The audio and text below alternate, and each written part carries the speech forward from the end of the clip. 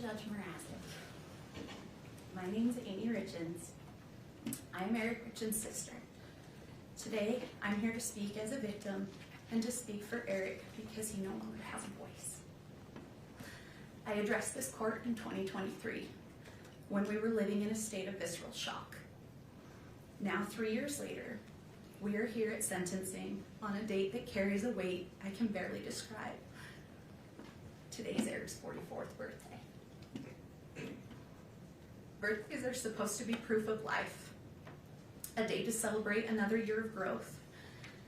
Instead, today is a cruel reminder of another year Eric will never see, and a reminder of the fatherhood that was stolen from his 3 sons. Before I talk about what this crime has done, I need you to know who Eric was, not as a headline, but as a person. Over the course of this trial, so many people described Eric in strikingly similar ways. They called him outgoing, confident, funny, competitive, dependable, driven, and fiercely loyal. He was a leader, a hard worker, a rancher, a businessman, a coach, a best friend, a brother, a son. But more than anything, people described him as a phenomenal father. Eric had 3 sons, and he coached many of their sports teams. He was the kind of dad who showed up, not just for his own children, but for everyone around them. Sometimes I think about all the children who lost him too, the kids he coached, mentored, and believed in. I cannot imagine the confusion and heartbreak they felt when someone who had become such a steady and trusted part of their lives was suddenly gone. Eric was a real person, a deeply loved person, and the loss of him echoes through every life he touched. On my 16th birthday, I was sitting in my 10th grade English class when I got a text from Eric that said, "Come outside." I walked out, and there was Eric, standing with flowers and that mischievous grin we all knew. I asked what he was doing there, and he just said, "Let's go. We've got to get a little mud on your tires." I had just bought my first truck, a used Ford F-150. Eric took me up into the mountains, and we took that truck off-roading for the first time. It was exhilarating and terrifying, but I felt safe because he was there. That was Eric. He made life bigger. He made people feel brave, and he protected the people he loved. That is the brother I lost, and that is the father his boys lost. In 2023, I told this court that I was tormented by the sequence of events of that night. Today, that torment has not faded. I still wonder when Eric realized he was in mortal danger. I wonder what Kouri said to him in his last moments. I'm still haunted by the question, did his boys hear their father's final struggle? If Eric had died of an illness, we would have cared for him. If it were an accident, there would have been kindness. But there is no comfort here. In his last moments, after being intentionally poisoned, my brother was faced with the ultimate betrayal. Eric's sons were 9, 7, and 5 when their world was shattered. They are now 13, 11, and 9. These are the years when a boy learns how to be a man by watching his father. What makes this crime uniquely heinous is that their grief will never pass. It will reinvent itself at every milestone. This crime didn't just happen once. It happens every single morning when those boys wake up and realize their father is still gone. They did not just lose their father, they lost the life they knew. Eric's death didn't end the harm. It began a grinding process of re-traumatization. Early in this process, I remember being told this case would be a marathon, not a sprint. We did not understand how every hearing, filing, delay, and public narrative would reopen wounds all over again. As if losing Eric was not painful enough, our family was then forced to grieve under public scrutiny. After the publication of the grief book, our family became the subject of public narratives, attacks, and speculation. At one point, I received a message sent from a burner phone that said, "You think you're funny? Kouri will get the last laugh. Your jealousy is as disgusting as your family." Law enforcement later confirmed, through warrants, that the message came from Kouri. That moment stayed with me because it captured what these years have felt like. Not just grief, but intimidation and distortion. Yes, our family hired a private investigator, but when someone you love dies suddenly and deep in your gut, you believe something is terribly wrong, you do not stop searching for answers.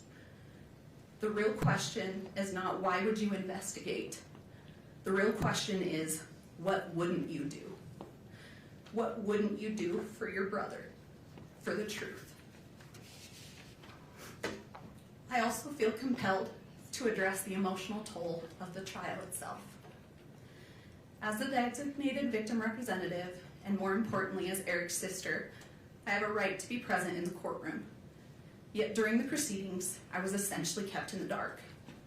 Due to the courtroom layout, I could not see the exhibits or the evidence.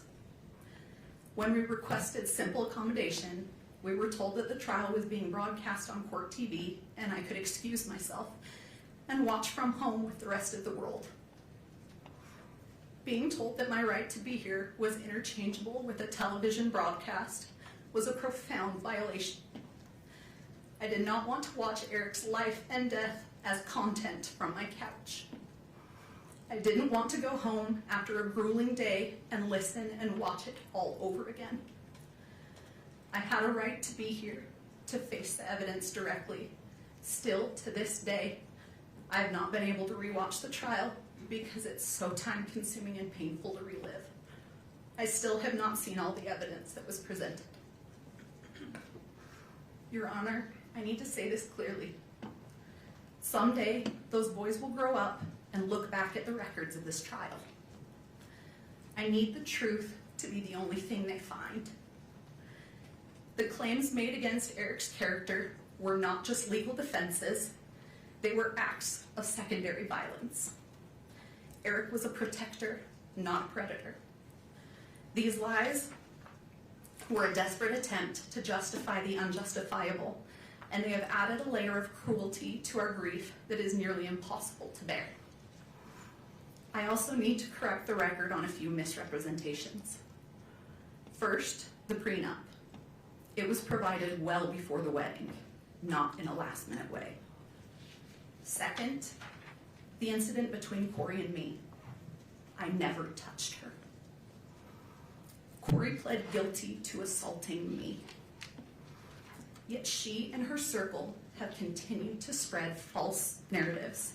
This is a pattern of distortion that has kept our family trapped in conflict. There is something that has haunted me for years. And I found out Katie was the exact same today. I begged Eric to leave too. I begged him to divorce her, but Eric was trying to protect his boys. People often struggle to recognize intimate partner violence when the victim is a man. But Eric's actions spoke for themselves. He documented conversations. He tried to protect himself. He knew after Valentine's Day that she had tried to poison him, but he also believed that if he left, he could not fully protect his children. So he stayed because he was trying to keep them safe. This trauma has seeped into every corner of my life. And also, it has also deeply affected my own family and marriage. My husband, William, watched me be consumed by the pursuit of justice. For 4 years, we have lived in a constant state of stress, grief, and emotional exhaustion. I lost my job as a professor at Montana Tech University on the very day I was subpoenaed to appear in this court. Eric was so proud of me earning my PhD, and teaching students was something I loved. that made me proud. It now seems like another thing that Kouri's actions have taken away from me. But the most devastating loss is one that isn't in any police report. Because of the unrelenting stress of this investigation and the constant attacks on our family, I suffered a traumatic miscarriage of twins. We lost our children. We lost the future we were building. Kouri's actions didn't just end one life. They reached out and stifled the lives of my unborn children as well. That loss lives inside this tragedy too.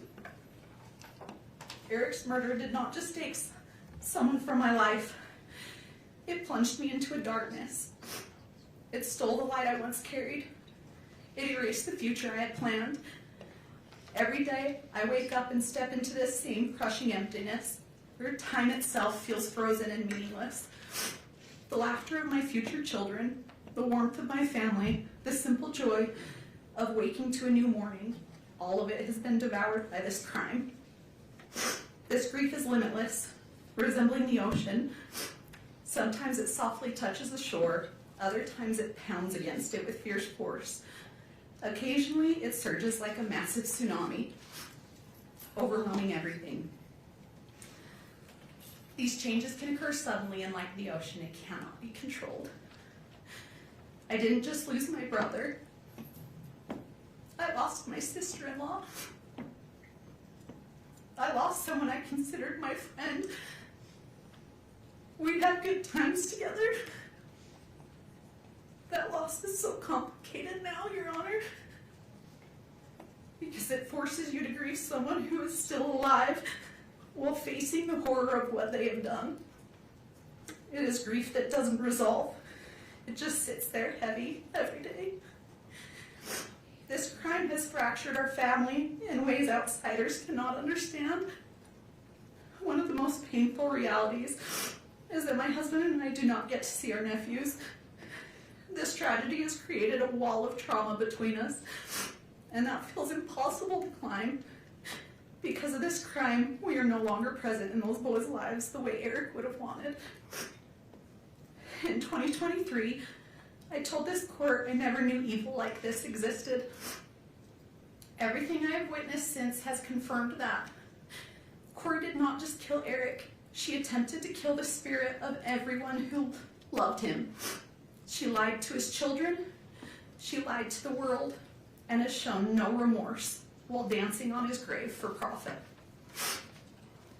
Your Honor, a parole-eligible sentence is not a conclusion. It is a reoccurring nightmare. It guarantees that every few years, Eric's sons will be notified that their father's murderer is seeking freedom. It forces them to relive the trauma repeatedly for decades. Eric died trying to be his children's shield. He can no longer protect them, so now the responsibility falls to this court. I ask you to provide these boys with the finality and safety they deserve. I ask you to ensure that the noise of Kouri Richins never enters their lives again. For the years of suffering we've endured, for the children who will grow up without their father, and for the life she stole from Eric and the peace she stole from us, I respectfully ask that you sentence Kouri Richins to life without the possibility of parole. Happy birthday, Rico. Thank you.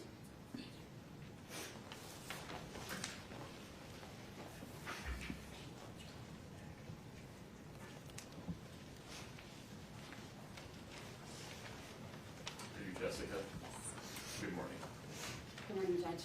Take your time. My name is Jessica Black. I'm a licensed clinical mental health therapist and a registered therapist. Myself and my colleagues are here today to read the victim impact statements for 3 children. We are here as advocates on their behalf. After a developmentally appropriate process, the boys were able to decide individually how they wanted to share their statements, and this is what they chose. Our roles are to read their words exactly as they wrote. The boys want the court and the world to hear their side. This is from WR. I woke up to sirens, and there were a lot of people at my house, and I was definitely scared. I felt confused. I was in a bedroom with my brothers, and I didn't know what was happening. At first, I was really scared because I didn't know what was happening, and I had no control, and I felt helpless. I felt really overwhelmed. After my dad died, Kouri would put us in the basement while she was with the neighbor. I felt scared because I thought something really bad was happening again. She would take me to places that smelled really bad. Everything she did made me feel uncomfortable. When someone talks about Kouri, it makes me feel hateful and ashamed. She took away my dad. It's made me have a hard time trusting people. I was scared that Kouri's family would come to my school and take me. I had to go to counseling with DCFS in Heber, and I did not like it. DCFS made me talk to Kouri, and I couldn't do things that I wanted to do. I felt not important to anyone. I feel a lot better about myself now than I did with Kouri. I can't ever see my dad again. I want her to go to prison forever. If she got out, I would be so scared, really mad, and I wouldn't want to go with her anywhere. I'm worried that she would take me away from Katie and Clint. Once she is gone, I will feel happy, and I will feel safer and relaxed, and trust people more. Thank you.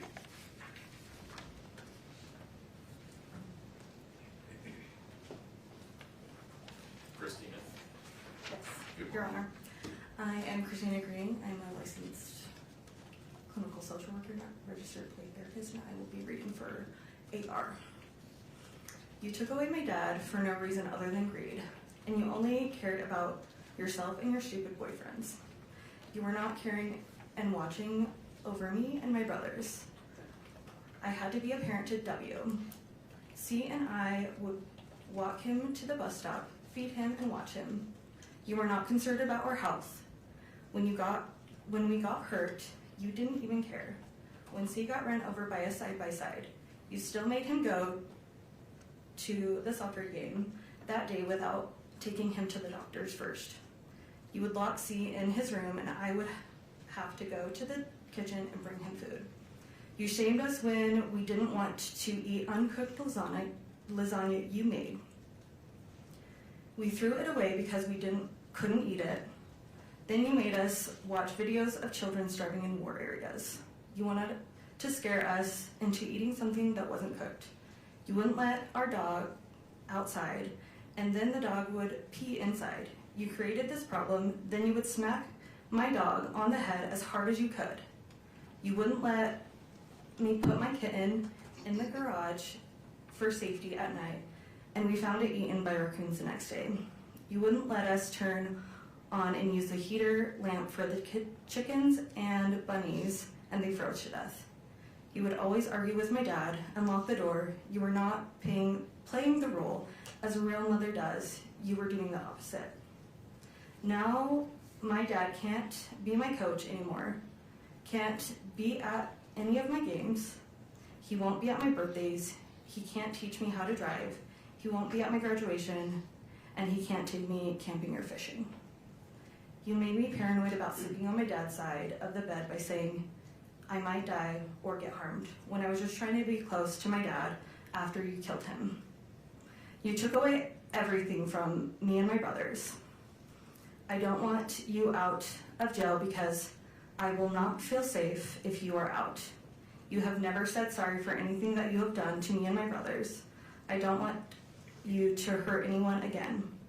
I know that you will need to stay in jail to fully take accountability for what you did to me, C, W, and my dad. With you in jail, I will be able to continue to feel safe and live a happy and successful life without fear of you hurting me or anyone I love. Thank you, Your Honor. Thank you.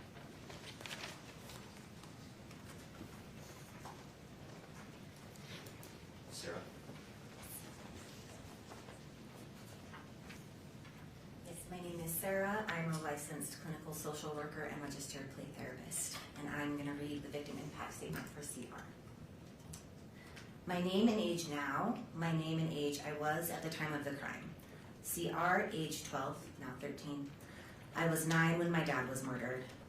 What I would like to see happen if the perpetrator is convicted of the crime, I would like to see Kouri get a life sentence. My thoughts regarding an appropriate sentence for the person who is accused of this crime and if they are found guilty.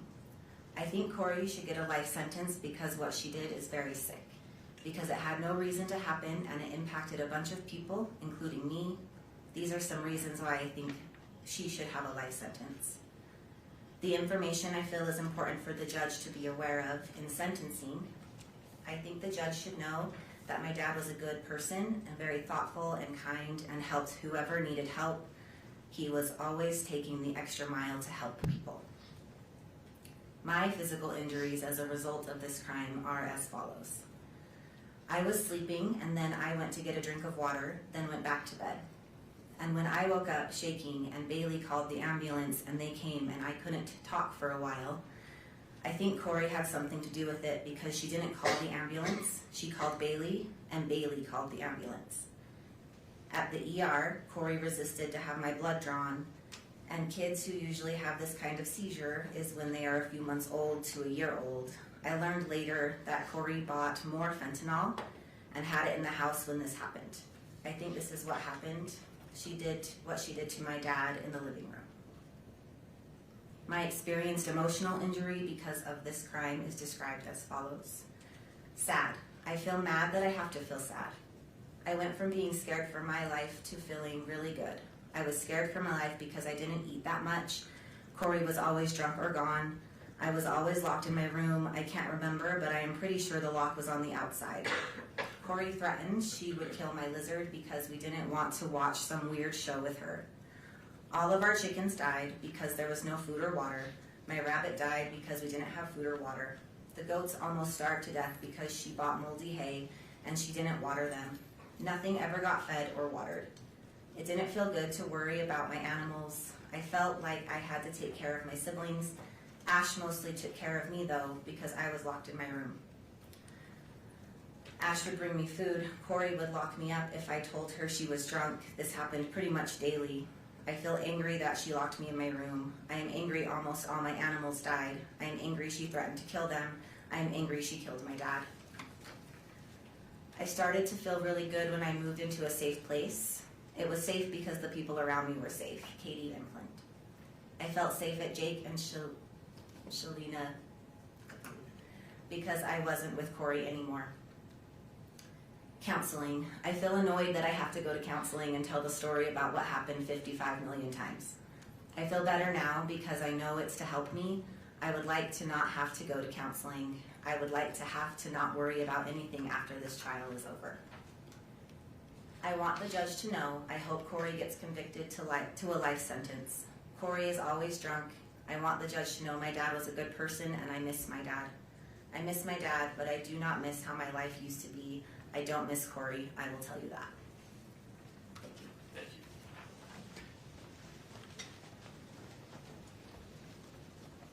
you. Mr. Bloodworth, anything further from the state? Your Honor, the state moves to admit state sentencing exhibits A through I previously provided to the court and defense. I have copies now I can bring to the clerk. Any objection, Ms. Dester? Yes, we do object to some of those being on the public docket, and we can, if we want to take a break, we can go through that with the prosecution. I actually sent him an email asking if they would be filed publicly. His response was no, so I was unaware that he was going to do that. Admitting them and filing them publicly are two different things. Any objection to their admission? Not to their admission, only to their public filing, Your Honor. Okay, we can work that out. States A through I are admitted. I need a break. We'll be in recess until 11:10. If during that break you and Ms. Nestor would come to some consensus about what the defense wants to have listed as private and or protected depending on the content. Your Honor, the state agrees all should be Okay, private. understood. That's the order of the court. We'll be in recess until 11:10. Follow the directions of the court security director and the bailiffs in terms of how to leave and re-enter the courtroom. Thank you.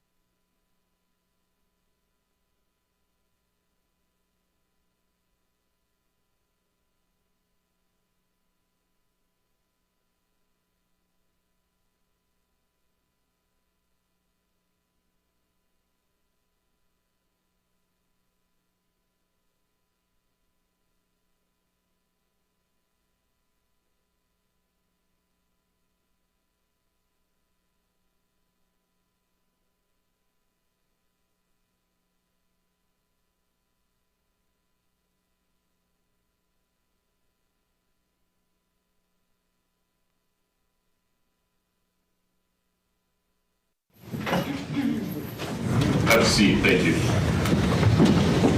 We're back on the record in 231-500-139.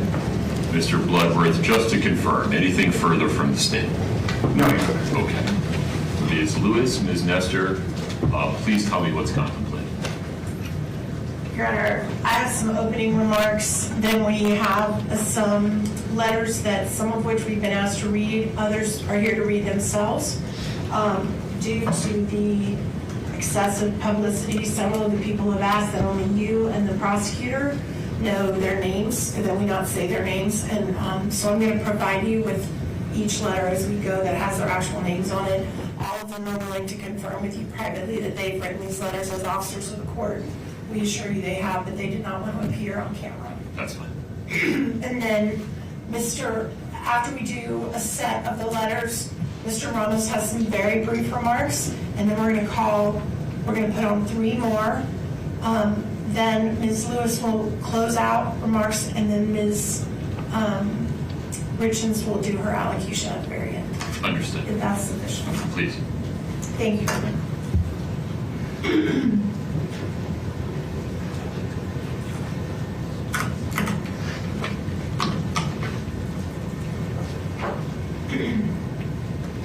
May it please the court. Excuse me. We began this journey when Kouri Richins stood before this court, stood before your honor, and entered a plea of not guilty. And now, after being convicted by a jury, she stands before you again. And on this day, she will tell you again that she did not do what she has been convicted of doing. And that is her right under the law. And we, her advocates, we are tasked with a sacred duty. A duty to protect and preserve her constitutional rights at all costs. In the face of criticism, scorn, and ridicule from the public, the media, and anybody else connected with this case. We have been committed to our duty throughout this trial, and we remain so today. It is our privilege and honor to stand beside Kouri. We believe in her innocence completely. And we will continue to stand by her as she takes her appeal to the next level, to a higher court.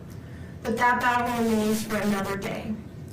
Today, she stands before you, convicted by a jury of 5 felony counts.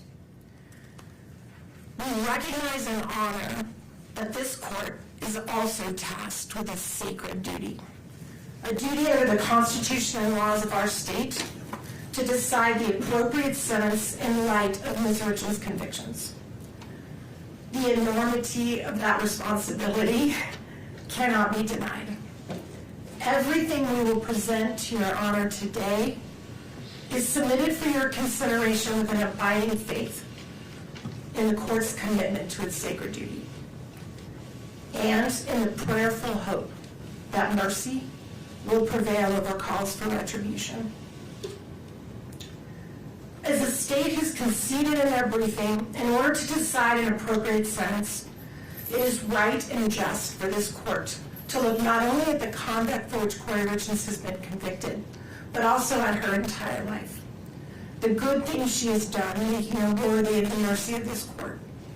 Things such as the personal traits and characteristics that suggest she is not the monster that the prosecution portrays, but a human being, a mother, a daughter, a sister, a friend, a person that has made mistakes, but a person who has loved deeply, a person who's completed acts of kindness and love and care toward others, a person who's contributed to her community, a person who, even in the darkest time of her life, reached out to help others who were incarcerated alongside her, a person who unselfishly tried to ease the pain her family and friends experienced as a result of this case.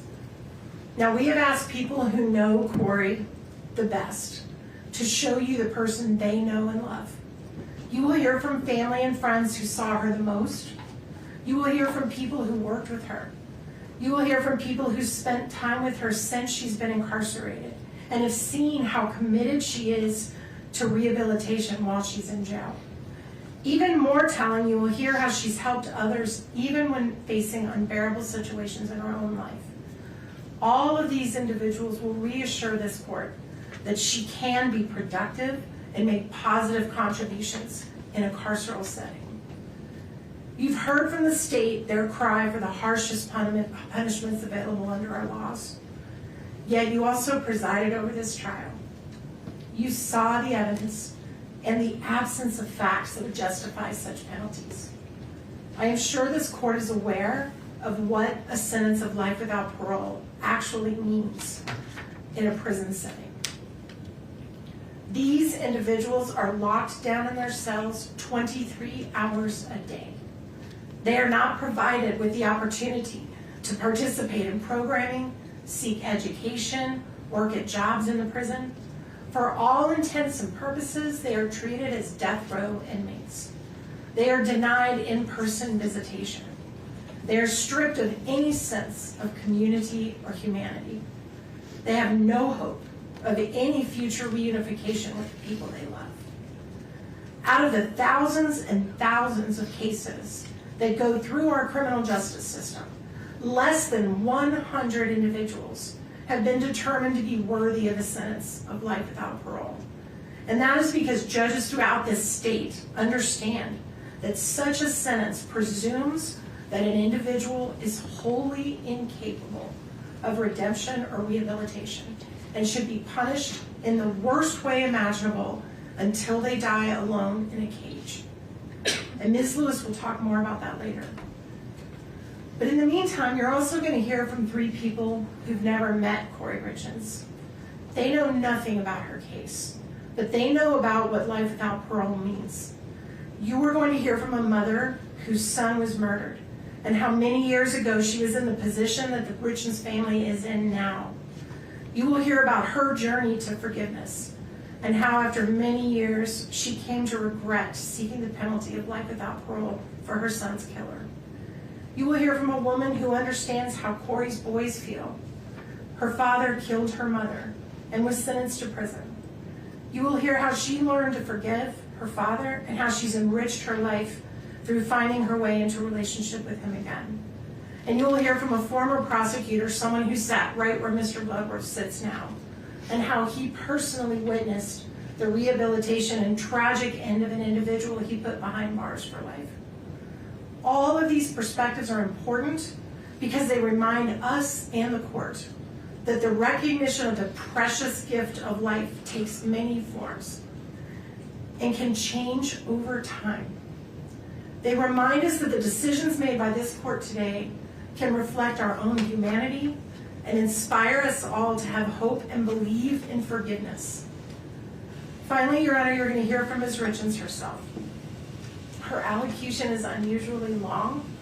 She has worked very hard on it. We ask the court to allow her to take about 30 minutes or so to read her words aloud. She is going to share with you what matters most to her in this world, her love for her boys. It is all she has left.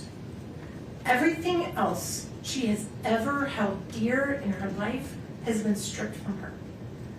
It is her hope that in openly and honestly sharing her love and hopes and dreams for her boys with you, that you will see what it is inside of her that is worth saving, that is worthy of mercy, and that is filled with hope, humanity, and love. So with the court's indulgence, we'd like to read aloud some letters that have been provided to us. As I discussed, some have asked us to read it and only share the names with you in the prosecution. Some are here to read them themselves. And we are grateful to the court's indulgence to listen. And we're going to start with a letter from Kouri's mother, and Ms. Lewis is going to read that letter. And I have a copy of it that I'm going to provide so the court can read along if you like. And I also have copies for the prosecution as we go. And we will add this to the information as part of the record. Thank you, Your Honor. Not public. Understood. Yes. Thank you. Thank you, Your Honor.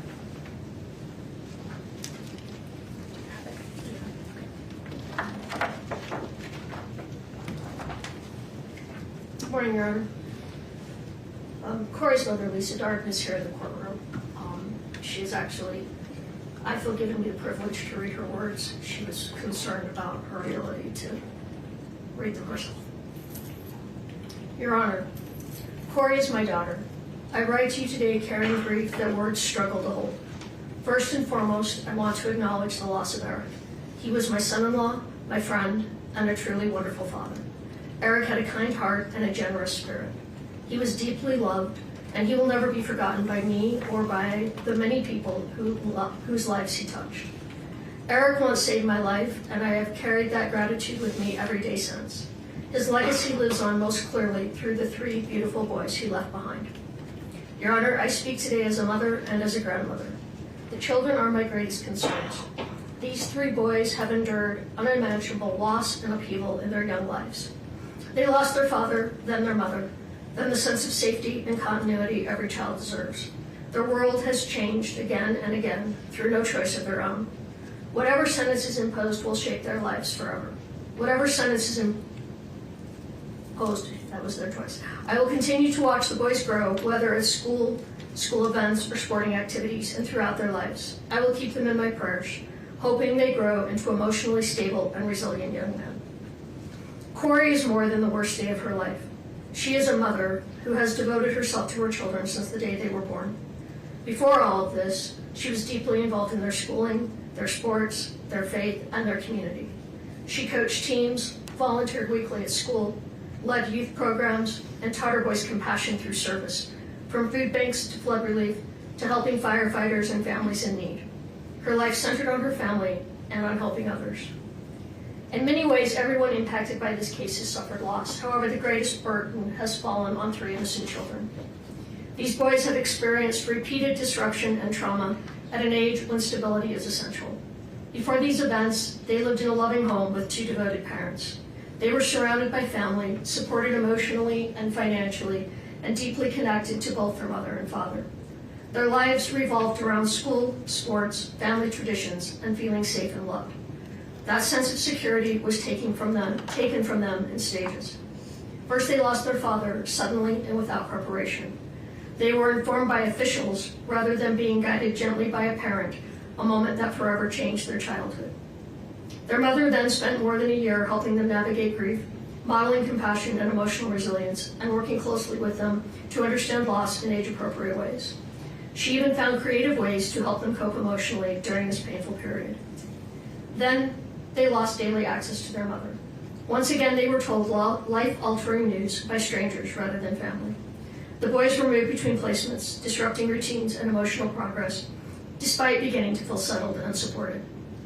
Throughout this time, they maintained a meaningful and positive relationship with their mother through letters, phone calls, visits, and counseling. Later, they were moved again, against their expressed wishes, away from family caregivers and trusted relationships. Each transition compounded their confusion, anxiety, and grief. Children need continuity to heal, yet these boys have experienced repeated separations from the people they rely on most. As a grandmother who helped raise these children, I have also lost daily contact with them.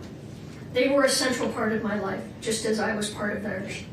The separation from their maternal family has been devastating, not only to me, but to the boys themselves, who deserve access to all safe and loving family connections. Your Honor, these children have already endured more than most adults will in a lifetime. Being placed in the middle of adult proceedings and repeatedly confronted with painful realities risks further emotional harm. They love their mother. They need reassurance, not fear, healing, not more loss. I ask the court to carefully consider the cumulative impact on these children and the importance of preserving their emotional well-being and future stability when determining your appropriate sentence. Your Honor, I ask the court to take a moment to consider Kouri Richins as a whole person, beyond headlines or assumptions, and to understand the life she built before this case. Kouri has been driven, disciplined, and committed to growth from a young age. She graduated from high school in 2007, completing her studies a year early. She continued her education and earned her associate's degree in 2010. In 2012, she obtained her bachelor's degree. The same year, she became a mother for the first time. In 2013, Kouri married Eric, and together they began building a family. Their second son was born in 2014. Kouri continued pursuing education while raising her children, earning her master's degree in 2017, followed by the birth of their third son shortly thereafter. Professionally, Kouri has consistently worked to better herself and provide for her family. She obtained her real estate license in 2019 and later earned her general contractor's license in 2021, achievements that reflected her work ethic, independence, and determination. In 2022, Kouri experienced a devastating loss with the sudden death of her husband. Despite profound grief, she sought constructive ways to cope and help others, publishing a children's book in 2023 focused on helping children process loss. After her arrest in 2023, Kouri did not retreat from self-improvement. While incarcerated, she earned her paralegal certificate in 2025. In 2026, she completed her MBA, pursuing education under extraordinarily difficult circumstances. She continues to seek opportunities for further education, demonstrating perseverance and a commitment to growth. Your Honor, this timeline reflects a pattern of responsibility, resilience, and continued effort to better herself, even in the most challenging moments of her life. I would like to illustrate Kouri's character through her actions and the way she lived her life, particularly as a wife, mother, and member of her community. Kouri was deeply devoted to her family. She was a committed wife to Eric and a hands-on present mother to their 3 sons. Their marriage was built on partnership and mutual support. Kouri consistently supported Eric in his career, hobbies, and interests, including his involvement in sports and coaching. She encouraged his passions and stood by him throughout their life together. In return, Eric expressed his commitment to caring for his wife and children, and their shared priorities were apparent in the way they lived and parented. As parents, Kouri and Eric focused on raising kind, engaged, and active children. Kouri was closely involved in her son's education, sports, and activities. She volunteered weekly at their school, coached youth soccer and basketball, served as a scout leader, and was present at practices, games, and events. Her time, energy, and focus were always directed toward her children's well-being and development. Beyond her immediate family, Kouri consistently showed compassion for others. She was active in community service and believed strongly in teaching her children empathy through example. Together, they volunteered at food banks, participated in flood relief by filling sandbags for elderly residents, baked cookies for firefighters during fire season, and assembled care packages for families and individuals in need. She also helped ensure that children in the community had proper winter clothes by donating nearly 100 pairs of snow boots to a local elementary school. During the holidays, Kouri made extraordinary efforts to help others, purchasing, wrapping, and delivering hundreds of gifts to families who were struggling. She also demonstrated thoughtfulness in her extended work family by assembling personalized gift boxes and organizing holiday gatherings to bring people together. In 2023, following her husband's death, Kouri published a children's book designed to help grieving children process loss. She donated hundreds of copies to children who had lost a parent and visited schools to read to students dealing with grief. Although the book achieved some commercial success, her intention was not profit. It was to help children feel less alone during one of the most difficult experiences a child can face. Kouri has always viewed her greatest accomplishment as her family, her husband, her children, and the home they built together. Her loyalty to her family is unwavering. As an aunt, she has been a consistent and loving presence in her nieces and nephews' lives, providing child care support, attending milestones and school events, and assisting her siblings whenever they needed her. She has been the person who organizes family gatherings, holidays, and shared tradition, keeping the family connected. Faith has also played an important role in Kouri's life. She and her children regularly attended church and participated in faith-based community activities, reinforcing values of service, compassion, and responsibility. Your Honor, these are not isolated gestures. They reflect a long-standing pattern of generosity, responsibility, and care for others. Kouri's life before this case was defined by service to her family and community, and by her commitment to raising her children to be compassionate and engaged members of society. From a young age, Kouri demonstrated responsibility and a strong work ethic. While still in high school, she worked nights, weekends, and holidays to help support her aunt's business, using her earnings to pay her own way through college. That sense of responsibility never diminished. She continued to support extended family members whenever they needed help. Only 3 weeks after losing her husband, Kouri faced another profound loss with the death of her uncle. Even while grieving deeply herself, she stepped forward to help her aunt by taking on the responsibility of planning the funeral. This pattern, putting others' needs ahead of her own pain, has been consistent throughout her life. Kouri has always believed that no one should have to navigate grief or hardship alone. Kouri and I share an exceptionally close relationship as mother and daughter. She has stood beside me during some of the most difficult moments of my life, including surgeries and radiation treatments, providing care, support, and comfort without hesitation. Our relationship is built on mutual reliance, trust, and love. I, in turn, have played an active role in her family's life, helping care for Eric, the boys, and Kouri, and being deeply involved in their daily lives. Kouri also shares a strong bond with her brother. Though close in age, and like many siblings growing up, it was the loss of their father shortly after high school that solidified their understanding of the importance of family. Since then, the relationship has only grown stronger. They have supported each other through life's milestones, challenges, and joys. As a mother, Kouri has always made sure her children felt surrounded by family. She intentionally included her brother in holidays, family gatherings, and everyday moments, reinforcing the value of connection and belonging. She welcomed her brother's wife into the family from the very beginning, making a deliberate effort to ensure she felt included and supported. She has constantly offered help with family milestones, celebrations, and responsibilities, always striving to ease stress for others. Kouri takes pride in maintaining a close-knit family. She believes that shared time, whether during holidays, sporting events, small gatherings, or simply simple evenings together, is essential. Creating those moments of connection has always mattered deeply to her, and she has worked intentionally to keep her family united. Kouri played an important and deeply integrated role within the Richens family, particularly during times of hardship. When Eric's mother passed away in Hawaii, Kouri provided steady emotional support to the entire family and assisted in organizing funeral arrangements, stepping in wherever help was needed during a very painful period. Her commitment to Eric's family was genuine and enduring.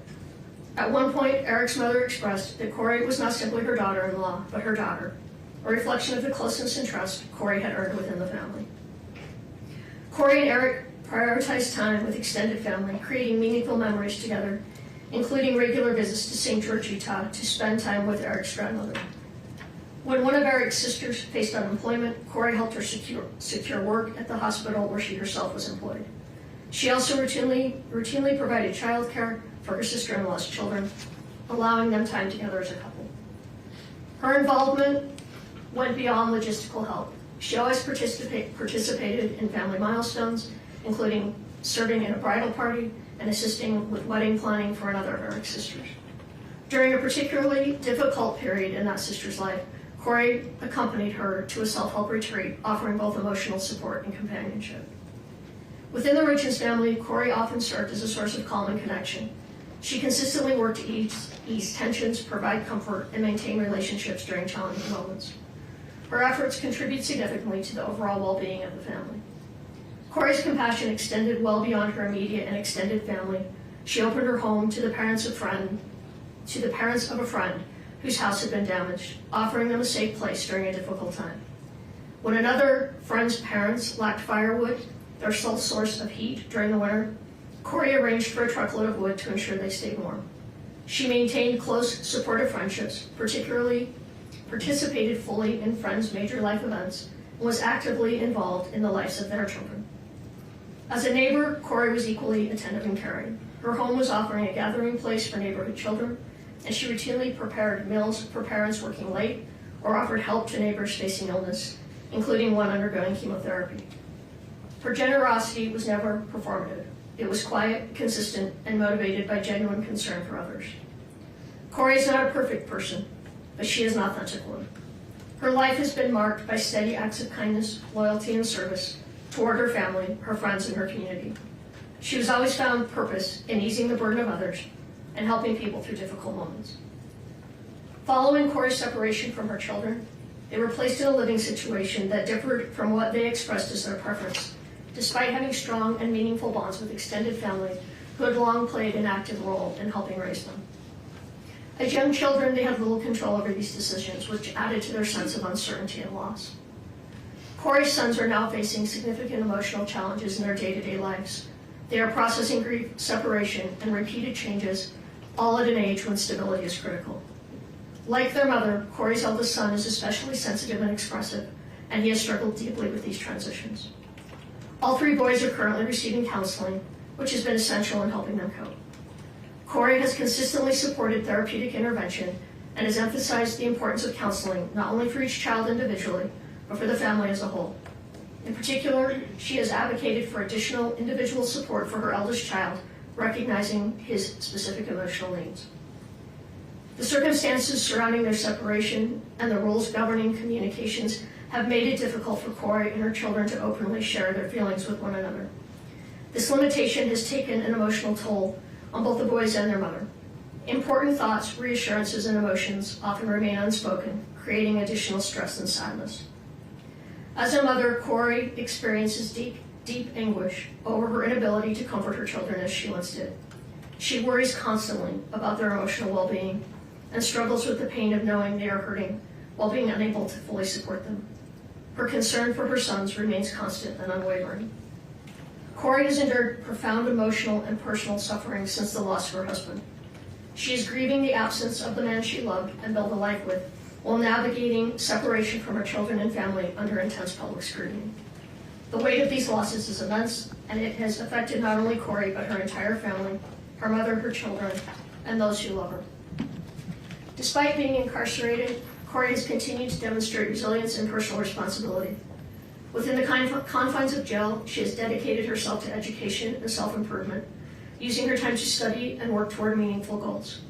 These efforts reflect her character and her desire to grow, contribute, and remain a constructive presence, even under extremely difficult circumstances. Like many marriages, Kouri and Eric faced challenges. When difficulties arose, they chose to address them responsibly by seeking marriage counseling rather than turning away from one another. Those efforts strengthened their relationship. By all accounts from those closest to them, they were in a period of renewed connection and commitment, focused on their family and their future together. Your Honor, I stand before you as Kouri's mother. I love my daughter. I have known her for her entire life, not just through this case. I cannot speak to every aspect of what the court has considered, but I can speak to who she is as a human being, as a mother, and as a member of her family. I do not believe that Kouri did this, nor do I believe Kouri could possibly be capable of this crime. I can't validate what she did financially one way or another, and that's something Kouri will have to live with. I respectfully ask the court to consider a sentence that holds Kouri accountable for the jury's verdict while still allowing for the possibility of mercy and hope. A sentence without the opportunity for parole would permanently separate her from her children and leave no room for redemption. Kouri's life has meaning, especially to her 3 sons and her family, and I respectfully ask that the sentence reflect not only accountability, but also the potential for rehabilitation and profound long-term impact on innocent children.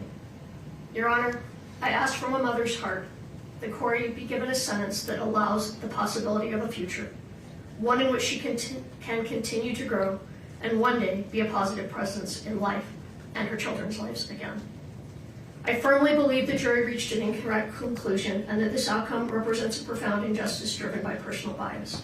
I do not believe Kouri is capable of committing murder. No one understands her loves her children as deeply as their mother does.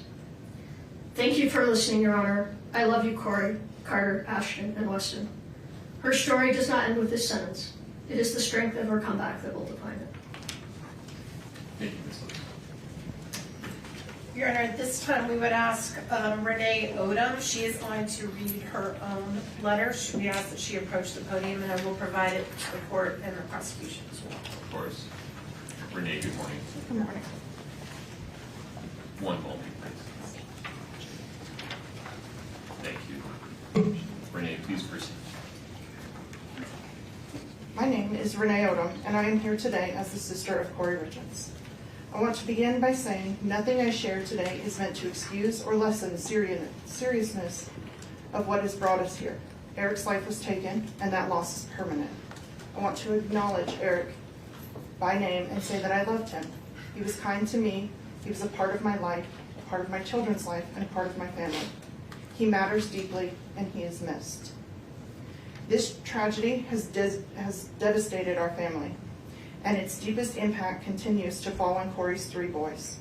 For more than 3 years now, they have been unable to see or speak with their mother. They have lost their father, and at the same time, they have lost access to their mom. Even in separation, Kouri has never stopped being their mother. She writes to her boys every single week. She reaches out every birthday, every holiday, holding on to that connection with everything she has and reminding them that they are loved. Kouri is my baby sister, and she has been an integral part of my life and the lives of my children. She has shown up for our family in ways that are impossible to count. I was there at her graduation from high school. I was there for the wedding of Kouri and Eric, moments filled with love, hope, and dreams for the future. She was there for my wedding and the birth of my son. She was there for me when I graduated college. She stood beside me at the baptism of both of my daughters. She poured her heart into giving my oldest daughter a beautiful sweet 16. These were not obligations to her. This is who she is. Kouri has always been the glue that held our family together. She hosts every Christmas. She planned every family vacation and made sure that no one ever felt forgotten or left behind. She believes deeply in helping others, and she has lived with this belief throughout her life. Even from behind bars, Kouri has continued to help people, offering support and encouragement and kindness any way she can. That desire to be of service has never left her. Kouri is a great sister, an awesome aunt, an amazing daughter, and she will always be a devoted mother. She is also the smartest person I know. Kouri has earned 2 master's degrees and is applying to a PhD program. Growth and learning and becoming better for herself and others have always mattered to her. Most of all, she loved her husband and her children with everything that she was. I continue to struggle to reconcile this tragedy with the loving sister and the mother I've always known. I understand and respect the court's responsibility to impose a just and lawful sentence. I am not here to challenge the verdict or to minimize the harm that has occurred. I only ask that the court see the full human picture, the pain, the accountability, the lifelong consequences that are already being carried. Please leave room for hope of a life with her boys. The impact of this tragedy will remain with Kouri and her children for the rest of their lives. Our family deeply feels the absence of her presence and that of her boys, her guidance and her love. I love you, Kouri, and I will always stand by you. Thank you, Your Honor, for letting me speak and considering my words.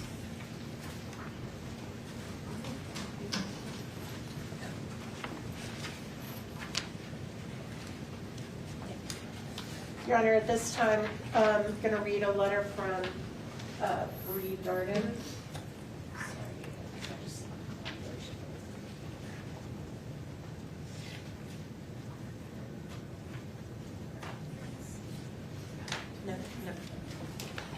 Your Honor, at this time, we'd like to read a brief letter from Kouri Darden. That is Kouri's sister-in-law, who also worked with her at her real estate business. I know Your Honor heard some testimony about that. She has a newborn baby, so she can't be here. Your Honor, I was introduced to the Richens family around 8 years ago, excuse me, and was able to have been around Kouri, Eric, and the boys since the youngest was 1. I spent many days, weekends, holidays, birthdays, barbecues, etc. with them all, and was able to learn so much about the family dynamic and the love they had for one another. No, their family wasn't perfect. No one's is. But those boys were loved beyond belief by both parents. Kouri and Eric did everything for the boys, to protect them, to teach them, to encourage them, to show them love, and mostly to show them 2 loving parents. My heart goes out to the 3 boys, as they do not deserve to be going through all this, as well as they do not deserve to be alienated from one side of their family. I miss them dearly every day. To know Kouri is to know the love she has in her heart. Kouri is one of the most selfless and caring people I know. She lived for those boys and lived to be the best wife she could be. Yes, she made mistakes in her marriage, as we know. So did Eric. But at the end of the day, they chose each other and their family.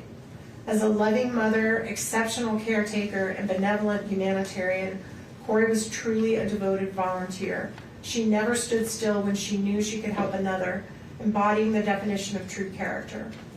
From the moment this sudden, unexplainable tragedy occurred, there has been a distaste for Kouri for personal reasons rather than factual reasons. From allegations made by individuals she regarded as family, to authorities not conducting a systemically correct investigation and then not being given a suitable, unbiased venire. The conclusion of this case seemed inevitable. Although I am not here to argue the verdict, I am here to help provide perspective on views you are unable to hear about. Kouri is a mother, a sister, a daughter, an aunt, widow, and at the end of the day, an imperfect person striving for grace. She is someone whom the community trusted, neighbors enjoyed, and her boys counted on as a supporter. I respectfully ask that the court consider the totality of her character and her full life history when making a determination. Your Honor, the next individual that spoke is Kouri's aunt. This is Lisa's sister. Her name is Doreen Kouri. Thank you.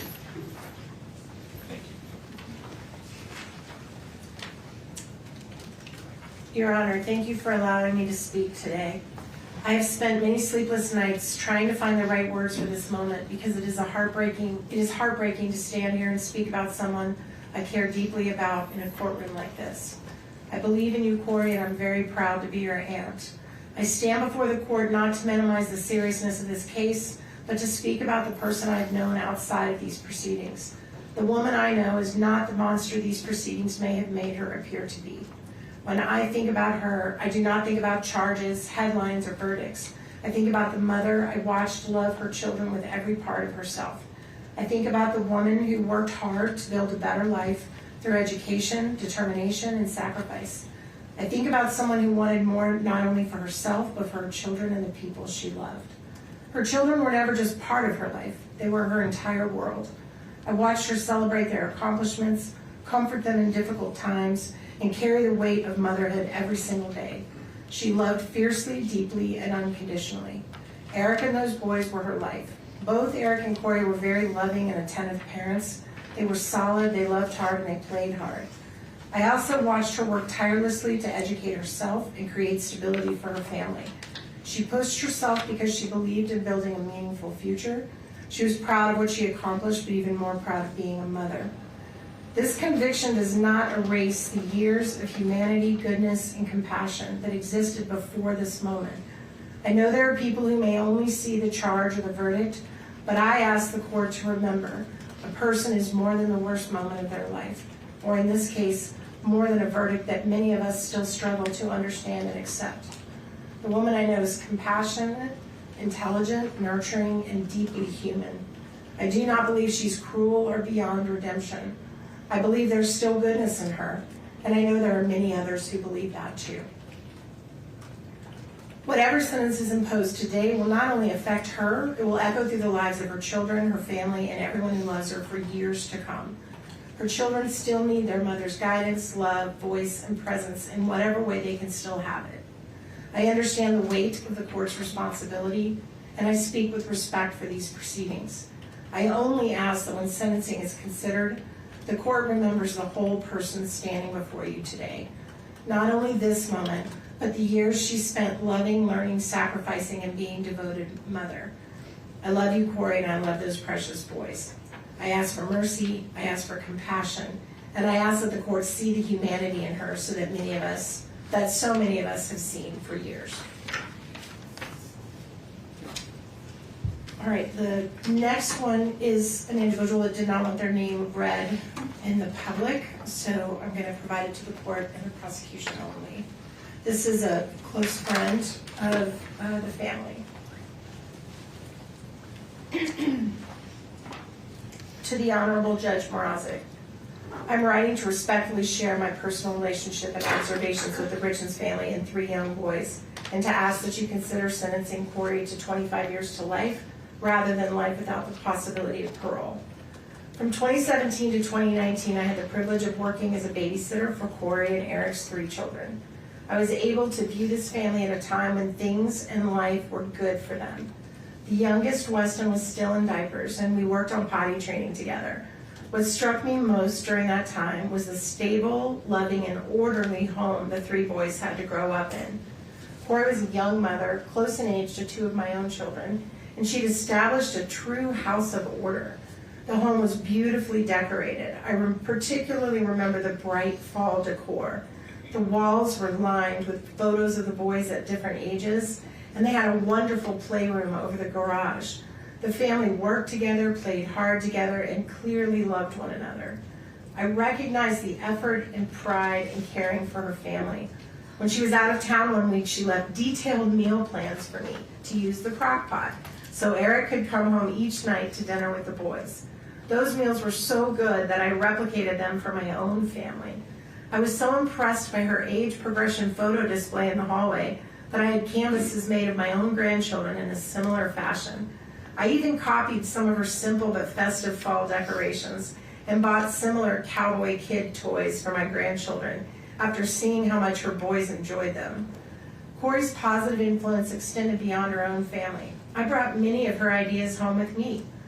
I do not wish to minimize the tragedy of this case. I watched the funeral online and was heartbroken, especially hearing young Carter say he would now be the man of the house. I believe Kouri deeply cares for her children, and I have to believe they love her as well.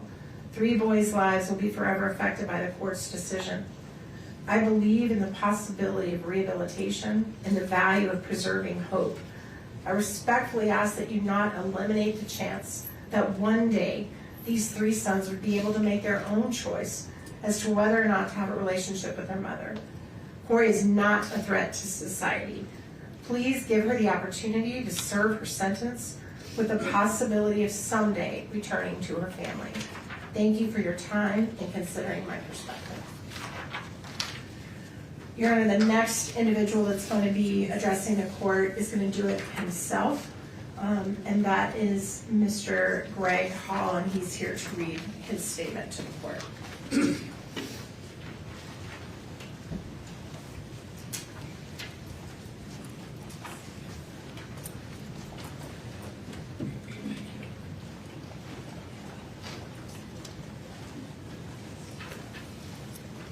Sir, please proceed.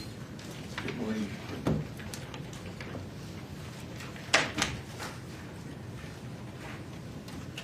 Good morning, Your Honor. Before I say anything else, I want to express my deepest sympathy and most sincere condolences to the Richens and Darden's families. Nothing I say today is meant to diminish the weight of what has brought us into this courtroom today.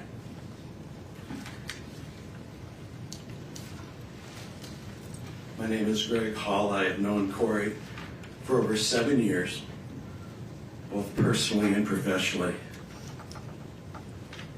And we have stayed in daily contact by phone, text, and in-person visits throughout her entire incarceration here in Summit County. I'm here today to share with you what I have witnessed firsthand about the person I know. In the years before Kouri was incarcerated, she made a habit of looking for people who were struggling. She not only volunteered for many years at children's schools and donated, but you've heard about the 100 pairs of snow boots, but she also did follow-up to make sure that those children had clothes. She has volunteered at the soup kitchen for years and brought her boys along with her because she wanted them to teach them about service and kindness to others. When Kouri found out a neighbor had been diagnosed with cancer, she anonymously arranged for a massage therapist to visit her. When my own wife was in an auto accident, a care package showed up at our home. If a family was having a difficult time purchasing a home, she would offer to take little or no commission in order to help them. Please know that none of these things were ever done for recognition. They were done because all she ever wanted to do was good. Your Honor, what I would like the court to understand the most is that the goodness and kindness toward other people that defined Kouri before her arrest has not gone away since being incarcerated. When new inmates arrive frightened and disorientated, Kouri is the first to step in. She helps them get their footing in an environment that is unfamiliar and frightening to them. She's also tutored other inmates working to further their education. She has helped women who cannot read or write navigate through the system and draft letters to their family on the outside. When women in her unit receive bad news from home, she is the first to sit with them and comfort them. She has used her time inside to study, and she takes her studies very seriously. She has earned multiple degrees, including a master's degree since being incarcerated, because she wants to be of use to other incarcerated women who struggle with literacy, with their legal paperwork, and with the simple daily reality of being inside.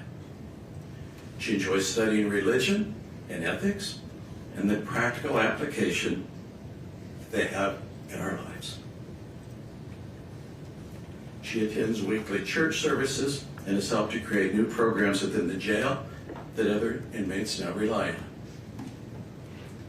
She studies late into the night, every night. She prays for her boys and for her family every day. She also prays for others in need.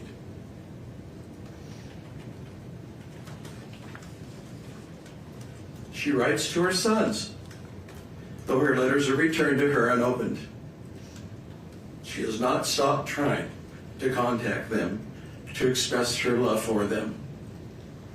Your Honor, the Kouri that I talk with each day is still filled with kindness, with goodness.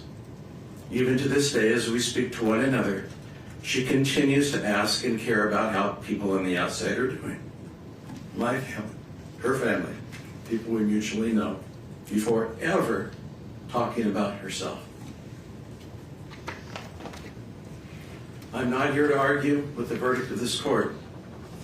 I am here to tell you that the person I have known for over 7 years is still there, still trying, still useful to people around her in the small ways available to her to continue to be of service and provide acts of kindness.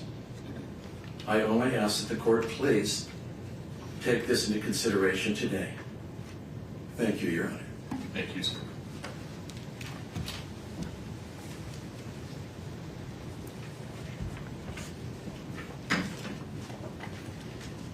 Your Honor, the next two letters are from individuals who are investors with Ms. Richens in her real estate business. Both of these individuals did experience losses of money. So although they may not be victims in this case, they, I guess, are technically victims in the case that is pending. So I think their perspective is important. The first one, for some reason, I only have one copy. I'm going to give just a moment for Mr. Bloodworth to read it. Then I'll read it, and then I'll hand it to the court. Thank you.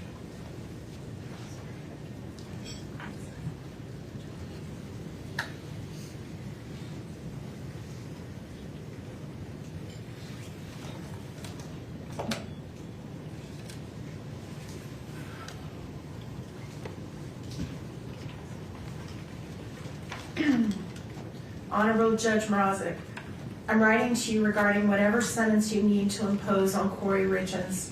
I implore you to impose the lowest sentence possible, including the possibility for parole. Due to the defense resting in this case, you and the jury only heard everything negative that could possibly be said about her from the prosecution, their witnesses, and the media. There was always another side of her that was not presented. As one of the investors in some of Kouri Richins' properties, she never asked that we invest. We always asked her after seeing the quality of the work done. She had a real estate license and got a general contractor's license. Yes, we made money on some of the properties, and yes, we lost money on the legacy property due to her arrest. She made sure we were aware that we could lose our investments. During the time we did spend with her, we found her to be honest, caring, super smart, and constantly talking about her love of Eric and her children.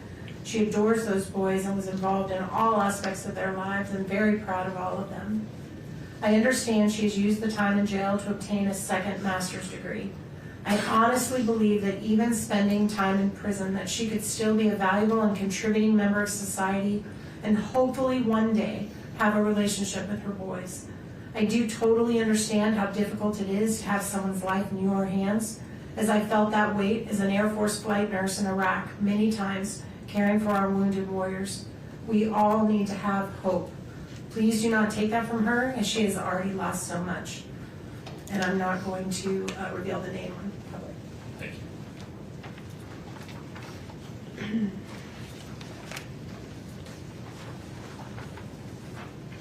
The second one is also an investor, Your Honor, that did lose a significant amount of money. So some type of victim status here. Honorable Richard Mrozik, thank you, Your Honor, for the opportunity to address the court at this sentencing hearing. Actually, okay, I do have an extra of that one. Thank you for the opportunity to address the court at this sentencing hearing for Kouri Richins. May I first say that I was so impressed with your professionalism and demeanor during the trial. It appeared to me that you were very thoughtful in trying to judge fairly during the court proceedings. I would like to speak on my real estate experience with Kouri over the 3 years that I invested in 10 or more fix and flip home transactions. My wife, my son, and I were so impressed with Kouri and the great job she did in finding and remodeling the homes that we invested in. She worked hard in making those properties look beautiful after they were remodeled, and we all made money from them. We could not have been more proud of Kouri and happy for her and her family. Knowing from her brother Ronnie that she'd lost her father at a younger age, I told her once in a text message that I was unofficially adopting her as my daughter. She was a great mom for her boys, and she and Eric were so involved in their lives. What has happened since has been a tragedy for all the families involved. I never met Eric, but knew that he and his workers helped with some of the stonework on the remodels. Kouri and Eric helped stage a house that my son and I remodeled that Kouri found for us in Ogden. She listed it and had it sold in 3 days. Those were good times when the market was great for doing fix and flips, and we all benefited from it. Unfortunately, about the time of Eric's passing, the market changed and interest rates skyrocketed. Those who had house remodel properties suddenly found the buyer's market dried up and houses were not selling. We lost money as well as many of our friends in the real estate business. In watching some of the proceeding on court TV, I personally did not think that the state proved beyond a reasonable doubt that Kouri was guilty and responsible for Eric's death. I was surprised at the jury's verdict because it left doubt in my mind based on the testimonies given. Kouri has lost everything: her husband, her 3 young boys, friends, family, and her home. May I appeal to the court that her sentencing may grant her the possibility of parole at some future time. Thank you for your kind consideration. And also this name we are not reading out loud. We also have several very short statements from people who have worked with Ms. Richens in the jail. These are volunteers that give their time, no money, that come to the jail to help people that are incarcerated to try to better themselves and better their lives. This first one is from the art class facilitator, Ms. Katie Fish. Dear Judge Mrozik, I'm writing to you today on behalf of Ms. Kouri Richins. I have known Kouri over the last 2 years within the context of the educational programs for the Summit County Justice Center. I facilitate an art class as a representative of Mountain Life Church. In that art class, Kouri's carried herself with ease and warm regard to the other inmates and those of us present as facilitators. While she's shown care for the other inmates, she has also been very respectful to those of us facilitating. Even when she had been carrying challenging emotions, she's conducted herself with respect and grace. I understand that my interactions have been limited and have been laced with an expectation of certain polite behavior, but it is also not just a given that inmates will uphold that same respect and decorum. She has chosen to present with ease, care, and grace. From the brief conversations we've had about her life, I do believe she is a different person from who she was before being there. I hope and pray that her heart continues to be led toward faith and transformation. Thank you for your time. The next individual is another volunteer who teaches the class of biblical truth at the jail. This individual is named Eric Aper.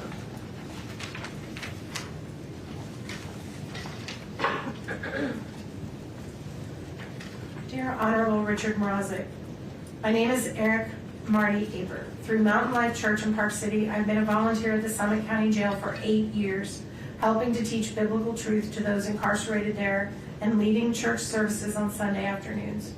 Kouri Richins has been a regular attendee of these services since May of 2023. the start of her incarceration, and has shown an amazingly consistent and upbeat, positive attitude. Kouri contributes in the church service discussions. She frequently comes alongside other inmates and encourages them to attend church as well. Not only does she encourage church attendance, she also carries the applicable issues that we discuss back to the pod where she resides, looking to find the peace and love of Jesus Christ in difficult situations where the inmates live. I have witnessed her kindness in talking with and encouraging fellow inmates that they can succeed in drug treatment programs, complete education programs, and work to overcome frustrations that come with poor decisions that end up with incarceration. Please call me with any questions or let me know what I can do to help with regards to Kouri Richins. And then the last one is also, I believe, a pastor that leads church services.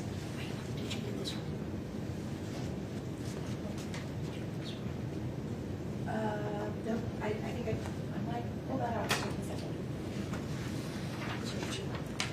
Yeah, I do. I don't think I have that one, so I may need, thank you. This next one then is from Craig Moline, who's one of the pastors as well. Can you read that while I'm doing this? To the Honorable Richard Mrazek, Your Honor, I'm one of 4 people privileged to rotate in on Sunday afternoons for Mountain Life Church to lead church services with inmates at Summit County Jail. On any typical Sunday, we will pray with inmates, sing a couple of songs, no matter how bad it may sound, read a psalm and discuss it, and then teach on a subject from Scripture. For 3 years now, Kouri Richins has been in attendance to those services. We've seen her be hospitable to other inmates, inviting them to services. She's participated in discussions, and we've seen her as a help to other inmates. At the beginning, we gave her a study Bible that helps give life application hints along with an explanation of the text. I smiled recently when I saw her Bible sitting in front of her, and I observed it doesn't look new anymore. It looks like a well-read book. In our teaching and discussions, we have talked about being intentional about posturing our hearts before sovereign God and coming to Him with humility with our prayers. We talk about what it means to have a personal and intimate relationship with God through Jesus. She has acknowledged her faith in Jesus and acknowledged she has felt His peace in rough times, what is often expressed in the Psalms. She's commented, when life around you falls apart, we still have a God to lean into and who reaches down and cares for us and gives us comfort and hope. The Kouri I know will thrive where she is. She will trust in her God for peace, and she will pray. She will continue to pray for her loved ones, and she will be a positive influence to those around her. Respectfully submitted. And then one last letter from the jail. Oh, yes. This is also a volunteer, an individual named Heidi Tunney. Dear Judge Mrazek, I'm writing to you on behalf of Kouri Richins. I've been working with Kouri over the past 2+ years as a volunteer at the Summit County Correctional Facility. I taught her in the addiction recovery program. I attended church with her on occasion. I worked with her in a yoga program that I started at the facility for the incarcerated men and women too. I found Kouri to be very easy to work with and very enjoyable to be around. She was very thoughtful in her conversations in class. She always showed the utmost gratitude for anything that was done on her behalf. I also noticed that she was a leader among the other incarcerated women. She tended to be a peacemaker and stayed above the fray and away from the pettiness and challenges that sometimes arise among incarcerated women. The women in general respected her and looked to her as a leader. Kouri actually was one of the women that asked me to get a yoga program started for the incarcerated women. She saw a need there and she acted on it. I started and have taught that class for almost 2 years now. Kouri was the most dedicated student.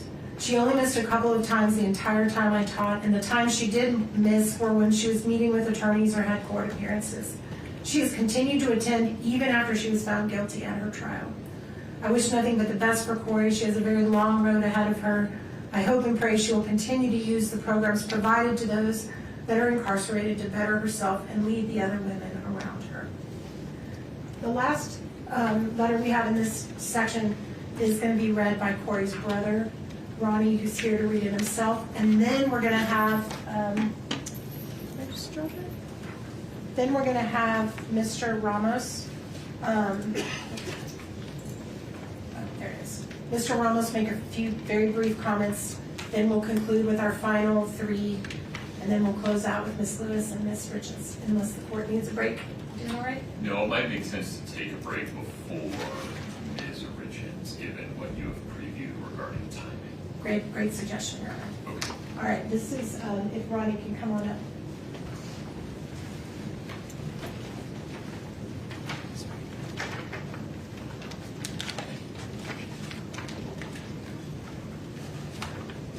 Good morning, Honor.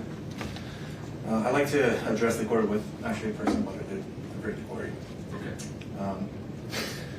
Little sister, I love you. I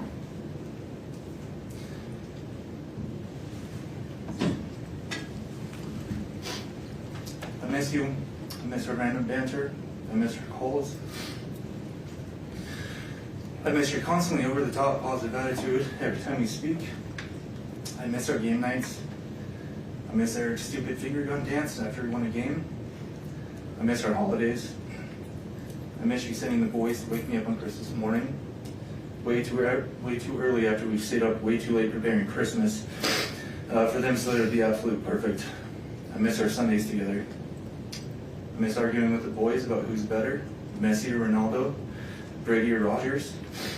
I miss our backyard games. I miss me and the boys running all over you at sports in the backyard and Eric getting mad because you weren't competitive enough and you were really just out there to have fun and laugh. I miss you constantly luring me into your newest ideas and getting me excited about them. I miss vacationing. I miss family volleyball. I miss playing Madden and FIFA with Eric and the boys. I miss your stupid goats. I miss the soccer games and the celebrations we created for the boys after they scored a goal. I miss Carter's smile and his obsession with goat videos. Ashton's freckles and his competitiveness. And Weston's baby blues and tenderheartedness. I miss hearing them say Wani and playing catch in your living room. I miss your family. I miss our family. I miss the life that was stolen. I miss the life that was stolen from us for reasons that we can't yet fully understand.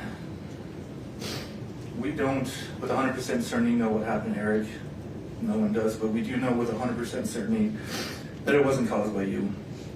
We know that, the police know it, the prosecution knows it, and everyone watching this trial knows it. They could not prove their theory, just the opposite, and yet here we are. For some reason, unbeknownst to us, really bad things happen to really good people, Cor, and you were just really too good of a person, I guess.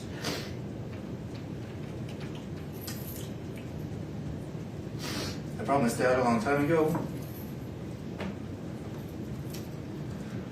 that I'd always look after you and Mom, and I intend on keeping that promise. We'll get through this together, and the injustice that's occurred here in this courtroom, it'll be righted in time. Your innocence will shine too brightly to be contained once you've actually had a fair shot at defending yourself. When the day comes, I just know somehow that you're going to change a lot of lives that really need your help. And until then, little sister, just know.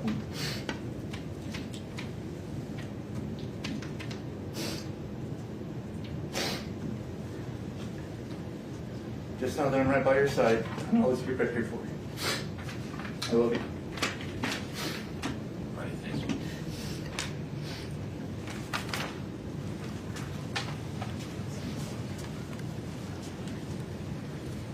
Mr. Ramos. Morning, Judge.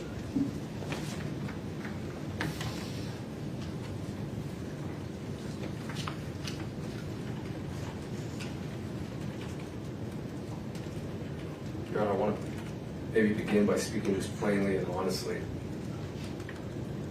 I disagree with the jury's verdict. I'm deeply saddened by the way that justice was rendered in this case. I don't believe that this outcome fully reflects the truth or the humanity involved. But our Constitution demands something difficult of all of us, especially of officers of the court. It demands restraint. It demands respect for the process even when the outcome wounds us. And so, while I disagree with the verdict, I respect the jury's decision. And while I disagree with many of this court's rulings, I respect the lawful authority of this court, and of Your Honor. This is because the rule of law only survives if we continue to honor it, even in moments of disappointment and pain.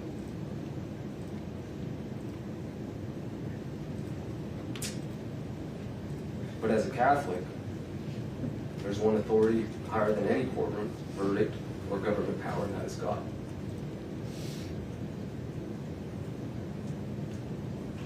I say that as a reminder of humanity and of human limitation. Our system of justice is imperfect because every human is imperfect. I think that humility matters here today. It matters because the sentence of life without parole risks becoming something greater than punishment. It risks becoming the declaration that redemption no longer matters. The late Pope Francis said that life without parole is just a death penalty in disguise because it extinguishes something fundamental to human dignity, and that is hope. Hope to all involved, victims, condemned alike. Refusing to impose a sentence of life without parole today doesn't mean Kouri is going to walk free. It doesn't mean that she will someday leave custody. She may very well spend the rest of her natural life in prison. It also does not mean that her victims who have spoken today, her kids, doesn't mean that they have to forgive her. They may never change their minds. They may never forgive their mother. And also, no court has the authority to demand that they do. But refusing to impose a sentence of life without parole does mean that we do not close the door completely. It means we do not presume to know with absolute certainty what a human life, victim or condemned, may become decades from now. It means that we do not extinguish hope entirely. Time changes people, pain changes people, grief changes people. Even victims and victims' families over years and decades sometimes arrive at places their present suffering could never foresee. Some discover forgiveness, some discover peace, some simply discover that healing and permanent condemnation are not always the same thing. And others don't. A sentence of life without parole assumes none of that human change matters. Not the change in the person condemned, not the change in those harmed. A life without parole sentence freezes every human being, victim and condemned, inside the worst moment of their life and declares that moment permanent. Our Constitution demands more restraint than that, because a real measure of justice is not what we do when mercy is easy. It is whether we preserve humanity when mercy is hardest. No sentence handed down today will undo suffering. A different verdict wouldn't have reversed tragedy. But there is a profound moral difference between saying you must be punished and saying you are beyond redemption forever. One is justice restrained by humility. The other risks becoming judgment without end. And no human institution possesses the moral certainty to make that judgment absolutely. That lies with God alone. Thank you, Judge. Thank you, Mr. Rose.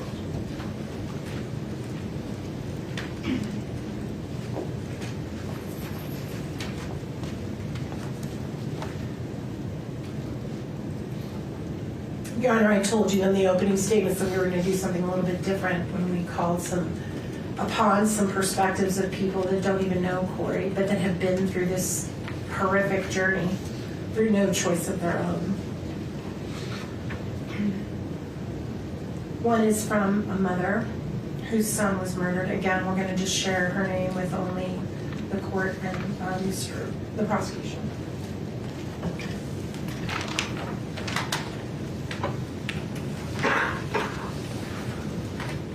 Honorable Judge Richard Mrazek. I'm going to skip the names, including the name of her son.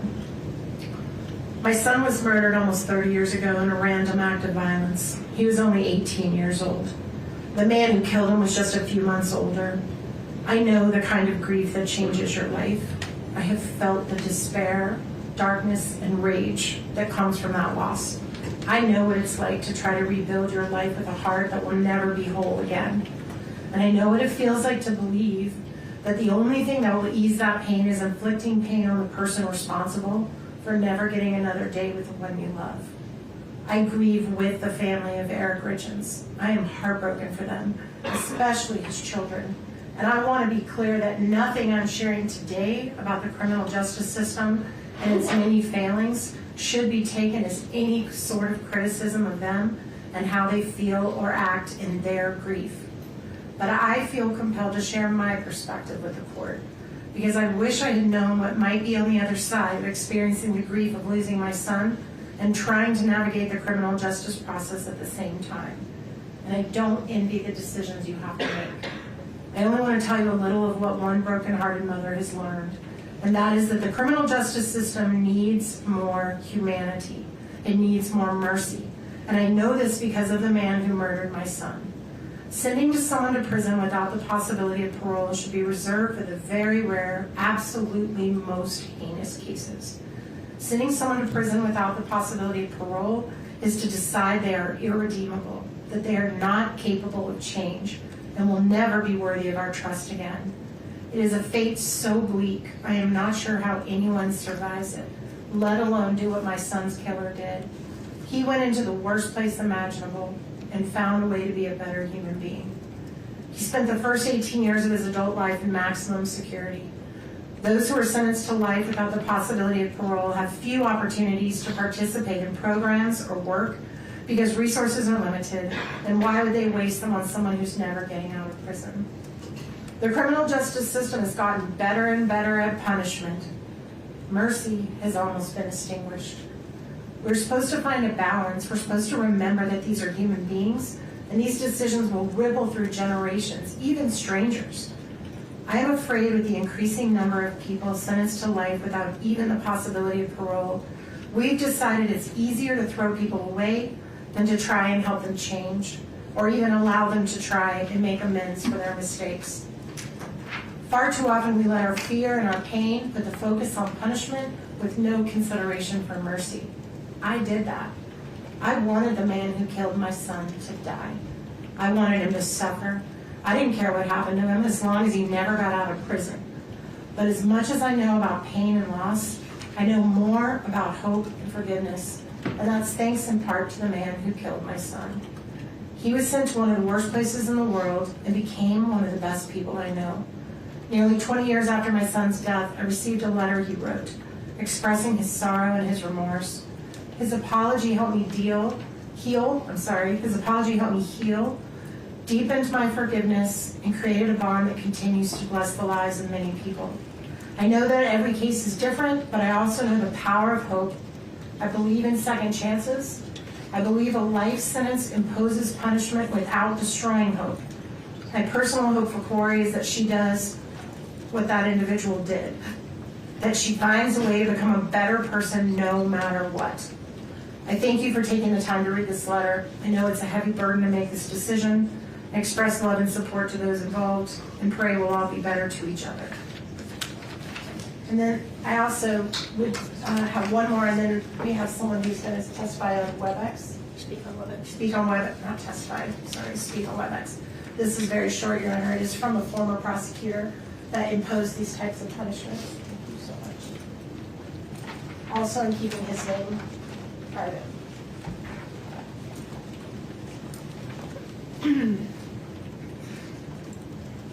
As a matter of fact, I'm going to skip the very first sentence because it would reveal who he is. So I'll just let the court read the first sentence quietly.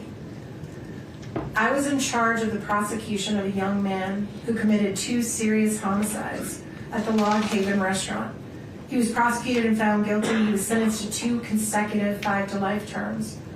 20 years later, while no longer a prosecutor, I happened to be at the Utah State Prison on government business. I was given a tour of the prison industries unit, and I saw an individual sitting at a large desk in front of a bank of computers. I asked about him and was told that he was the individual who had committed the crimes at Log Haven. I was told he was a model inmate, spoke 5 languages, had 2 master's degrees from Utah State, and was used as a go-between when there was unrest among inmates. He was respected by his fellow inmates. He was indispensable at the industries and had set up the entire computer system to run the unit. Coincidentally, the very next day I was speaking with the son-in-law of the father of one of the victims. He related to me how there had been a complete reconciliation between their family and the killer of their son. They had long ago forgiven him and wondered if I could help getting him paroled. I still had connections in the criminal justice system, and I told them I would try. I subsequently met with him at the prison, and I was equally impressed with how he had turned his life around. We were able to get him an expedited parole hearing. Tragically, he died from suicide a few months later when he was falsely accused of inappropriate access of the state computer system and removed from his position into a secure unit of the prison. This case was a textbook lesson of how rehabilitation can work. He was not the same cocky druggie that we sent to prison 20 years ago. I saw absolutely no reason why he needed to spend more years in custody. Even his fellow inmates told me they were convinced he had done everything to reform himself and become a valuable member of society. I agreed. Keeping someone incarcerated when they've proven themselves is just plain wrong. Prison sentences without possibility of parole create the same issue. I believe it should be reserved for the most violent and dangerous of individuals. Thank you for taking the time to read this. And then Ms. Lewis will introduce the final speaker, and then she'll have her comments, and then we'll take that break. Who is the person you'd like me to? Emery Blanchard. One moment, please.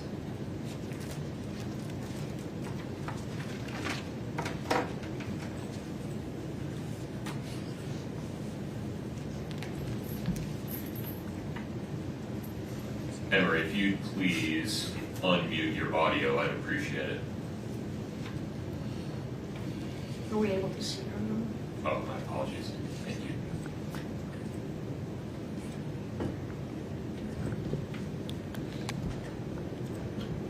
Emery, can you hear me okay? Yes, sir, I can. Okay. Ms. Lewis is going to make an introduction, and then you'll be free to make your statement. Emery Blanchard understands what no one else in this courtroom understands. What the 3 children of Kouri are going through. When Emery was 12, I believe she can correct me if I'm off there a little bit, her father violently killed her mother while she and her brother were in the next room. He was convicted, and the state was seeking death, but ultimately he, at that time, when the jury couldn't decide unanimously on death, he was sentenced to life with the possibility of parole. And I'm going to let Emery take it from there and see what she wants to say. Emery, please proceed. Thank you, Judge. Good afternoon. I was asked here today to speak about a personal experience. My name is Emery Blanchard. I grew up in Park City, and in 1995, when I was 13, my father murdered my mother, Patty. It was a brutal and premeditated murder, and I was in the house when it happened and witnessed it. It was a death penalty case, but my father was sentenced to life in prison with the possibility of parole. At the time, I wanted him to go to prison for a long time, and I didn't want to see him again. I was afraid for my life and safety as well. My mother's parents and uncle raised me. We would refuse phone calls from the prison, but my family collected every letter he sent and saved them in boxes, just in case I ever wanted to read them. In a short 4 years, when I was about to turn 18, I decided I wanted to see my dad. I had questions regarding the murder that I needed answered for my own mental health. My amazing grandmother offered to take me to the prison while I was a minor if I wanted to see my dad. I wanted to spare her from having to face the man who killed her daughter, so I waited until I was 18 and could go to the prison on my own. I didn't know if I would be fearful of my father, or perhaps even so angry that I might attack him. None of that happened, The moment I saw him for the first time in over 4 years, he simply hung his head and said to me, "I'm sorry." We both burst into tears and held each other. I felt safe and as whole as possible again in his embrace. Yes, this was the man who killed my wonderful mother, but at that moment I realized he was still my dad, and I still needed him. The next decades were good at times and very hard at times. Many years I visited my dad often in prison. Some years were exceptionally hard for me, and I chose not to see him at all. I experienced a full range of emotions, and all of them were valid. I knew for my own health and peace I had to learn to let go and forgive. No easy task, but this is when I truly mastered empathy and compassion. My father served 25 years until his first parole hearing. I was for parole, but nevertheless he was denied and given another 5 years. At his age, I knew it was a death sentence, and it was. Just last year, after 30 years of incarceration, he died 4 days shy of his 81st birthday. My second worst nightmare came true, the first being my mom being murdered. I was not able to see him while he was dying. There was no compassionate release. Some may say he deserved that, and maybe he did. I can tell you that no amount of time served ever made this situation right. 20 years, 30 years, and even death. None of it can bring back my mom or repair the immeasurable damage that he caused me and my family. Once 20 years had passed, my grandmother even said to me, "It's been long enough. You want your dad." I wanted my mom, but I did still have a living parent, and I needed him. I don't tell you this story to tell you how to feel or that I understand how you feel. I'm offering that hearts and feelings can change over the years. To honor my mother, I'm a victim advocate who supports people in domestic violence situations, and I now help people with PTSD heal at my ranch in southern Utah using nature, horses, and farm animals as teachers. I teach compassion for humans and animals alike, and I found a way to turn my pain into purpose. But I will tell you honestly that life is still hard, and losing both of my parents at that young age harmed me greatly and left me with a very sad and lonely heart. No amount of prison time made me feel better, and in the later years, my father's incarceration wore on me severely. What I will leave you with is this: hold tightly to the good memories of your father, and in time, perhaps your mother too. Cling to your family and siblings for love and support. Please let love reside in your hearts and not hate. I pray for your family and for your peace and healing, and thank you for allowing me to speak today.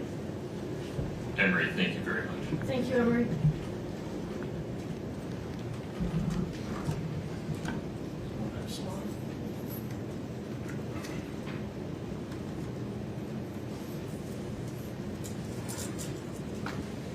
Your Honor, there is so much more to sentencing a person than punishment.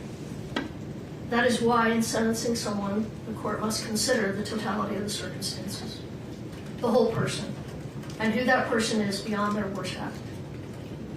In their sentencing memo, the state cited to State v. Holland, which was a death penalty case. The state quoted the court as follows: "The psychological reality is that aggravating circumstances in first-degree murder cases will virtually always outweigh mitigating circumstances." However, what the state left out is what the court said next, which was that the Eighth Amendment doesn't allow the death penalty in every case, and courts must take a long, hard look at the totality of the circumstances, the values of society, and the value of all human life. And though this is not a death penalty case, the same would apply to a sentence of life without the possibility of parole. Ms. Nestor spoke a little bit about what a life without parole sentence looks like. Locked down for 23 hours a day. If we treated our dogs like this, they would be taken away. Yet, this is how the state wants Kouri Richins to be treated. A sentence of life without parole is safe for only the most heinous of crimes. The state wants to place Kouri in that category. They say she is in that category. but this simply is not the type of crime that we typically see get a sentence of life without parole. Currently, there are approximately only 72 people in Utah serving this sentence. These include people such as Edward Deli, the co-defendant of Vaughn Taylor, who is currently on death row. They killed 2 women, kidnapped 2 young girls, and attempted to kill those girls' father by lighting their cabin on fire. I believe that was in Summit County. It includes Daniel Ray Troyer, a serial killer and rapist of women in their 80s. He was convicted of killing 2 women, admitted to a 3rd, and likely killed a 4th. That authorities are aware of. It includes Matthew John Breck, who kidnapped a 10-year-old girl, stabbed her multiple times, severed her spinal cord, and left her dead on her front porch. It includes numerous individuals who brutally murdered children, some who murdered police officers. There are only a handful of people serving life without the possibility of parole for killing a spouse. And in all but one of these that I could find, they killed more than just their spouse. They are individuals who killed their spouse and a child, or killed their spouse and someone else in the process. The only one I'm aware of who killed a spouse and no other individual is Craig Crawford, who set fire to the home of his estranged husband, leaving him to die in the fire. And then there are individuals serving sentences of 15 to life who committed arguably more heinous acts than what Kouri Richins has been convicted of. Eric Sampson abused his wife for 28 years, ultimately killing her in their St. George home, leaving her dead in their bed. He continues to maintain his innocence, and he's serving 15 to life. John Weston Erickson stabbed his wife to death in front of their 2 young children, also injuring his 7-year-old daughter, who attempted to wrestle the knife out of his hand, serving 15 to life. Joseph Castillo, his wife, stabbed his wife to death in their garage while his teenage son tried to stop the attack. These men are all serving 15 to life sentences. There are many more examples. Murder is the worst of all crimes, but to say that this particular case is the worst of the worst is simply not true. The state chose the evidence they put forth to obtain their conviction, yet they are not satisfied with what was presented in this court and to the jury, and instead they waited until 2 days before the sentencing hearing and publicly filed what can only be described as a character assassination, filled with unsubstantiated claims from unknown and unsworn sources who will never be cross-examined about these claims. The timing of this filing was no coincidence and left no time for our team to arrange rebuttal witnesses or evidence. Furthermore, it appears that the sentencing memo was not a so subtle attempt to get into the public eye evidence they elected to hold back from their case in chief, and then were precluded from presenting when Ms. Richens exercised her Fifth Amendment right to remain silent and submitted the case to the jury without putting on any evidence. To allow the state to use the sentencing hearing as a public platform to make new unsworn allegations untested by cross-examination or sufficient investigation would violate Ms. Richens' right to due process and would be contrary to the the Utah Supreme Court's finding in State versus Limesick. I don't know if I'm pronouncing that right, but I have the site if you want it. Which stating that the due process clause of Article 1, Section 7 of the Utah Constitution requires that a sentencing judge act on reasonably reliable and relevant information and exercising discretion in fixing a sentence. The state's memo should be stricken in its entirety and not considered by this court. Not only are the claims made by the state in their sentencing memo unreliable and irrelevant, much of what they argue is either misleading or outright false. I'm not going to go into everything that we take issue with, but I do want to point out a couple of examples. They state that DCFS supported a finding of emotional and physical abuse by Kouri against her oldest son. What actually happened is that DCFS made an initial finding based solely on reports. This is similar to a probable cause finding that then sends the matter to the juvenile court. The court, however, did not find that Kouri had abused or neglected her children. They found dependent but no fault. In other words, that the children needed intervention, but due to no fault of Kouri Richins, due only to the fact that she had been arrested. They did not even find that she had acted negligently towards her children. The state put forth at length what they believe Kouri's middle son, AR, would have testified to had they been able to call him in rebuttal. Although it is true that Ashton said these things 3 years after the death of his father and after conversations with Eric's family members, this is very different than what he said to law enforcement immediately upon Kouri's arrest a year after Eric's death. At that time, his statements were completely consistent with Kouri's, that Kouri had gone to sleep in his room the night his father died. The state argues that Kouri's boys are afraid in part because she still maintains life insurance policies on them. Kouri was of the belief that these policies were no longer in existence since she had not made any payments on them in over 3 years. And in fact, a letter was sent, or an email was sent from Brian Freckleton, who testified, to Ronnie Darden, as Ronnie is the owner on these policies, that this was over a year ago, that the life insurance policies are lapsing, and wanted to let them know if they chose to do anything about that, which they did not do anything about that. So we only discovered yesterday, Kouri only discovered yesterday that at least 2 of these policies are still active, as the payments have been automatically taken out of dividends. So in other words, the policies have been paying for themselves. These are policies that Eric and Kouri took out together in 2017. However, now that Kouri knows that these are still active, she will cancel them. Hopefully, in all sincerity, this will be one less thing for those boys to worry about. Kouri never asked her family to report criminal activity or asked for criminal prosecutions against any of the Richens family or against Cody Ray. She never asked family members to file bar complaints. And until yesterday, neither Kouri nor anyone from her team had ever heard anything about a dating profile being set up online in the name of a lead detective. She did none of these things. And if they were done by others, it was not at her request. We are asking the court to discount any and all allegations in the sentencing memo that have not been previously raised in court in order to be stricken from the record. The court does have before it reasonable and reliable testimony from individuals who know Kouri or who have unique perspectives on the sentence of life without parole that may assist this court in discerning the appropriate and proportionate punishment in this case. The testimony of these individuals revealed that Kouri is so much more than what she has been portrayed as in this case. Everyone who was around her says she was a wonderful mother, just like Eric was a wonderful father. The state argues that she shows no remorse. Kouri has remorse and she has regrets about many things, and you're going to hear some of those when she speaks. However, she cannot show remorse over something she did not do. She maintains her innocence and has every right to do so. Having said that, however, she stands before this court today convicted of the crimes charged, and she fully understands them. So sentence her on what she was convicted of, not what the prosecution says about her character. As much as they think they know her, they do not. They do not know Kouri Richins. Like Alex said, we're saddened by this case. We are saddened by the verdict. I respect the court system so much. I come from a family of judges and attorneys and was raised with the utmost respect for our justice system. I disagree with the verdict, but I respect it.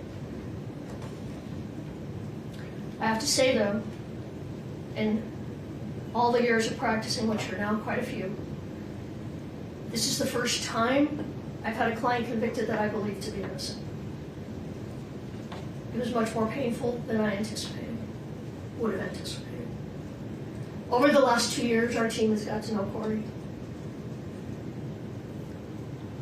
Kouri is one of those clients, very few clients, and I've represented thousands of people.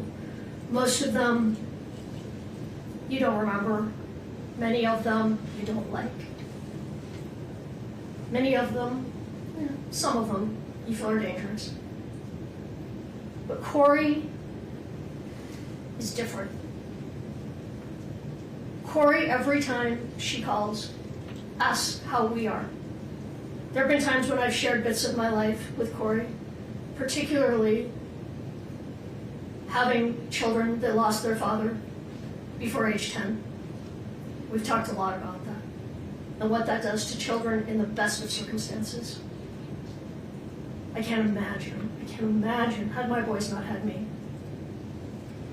because the pain and suffering and the long-term effect that it's had on them will never, ever end.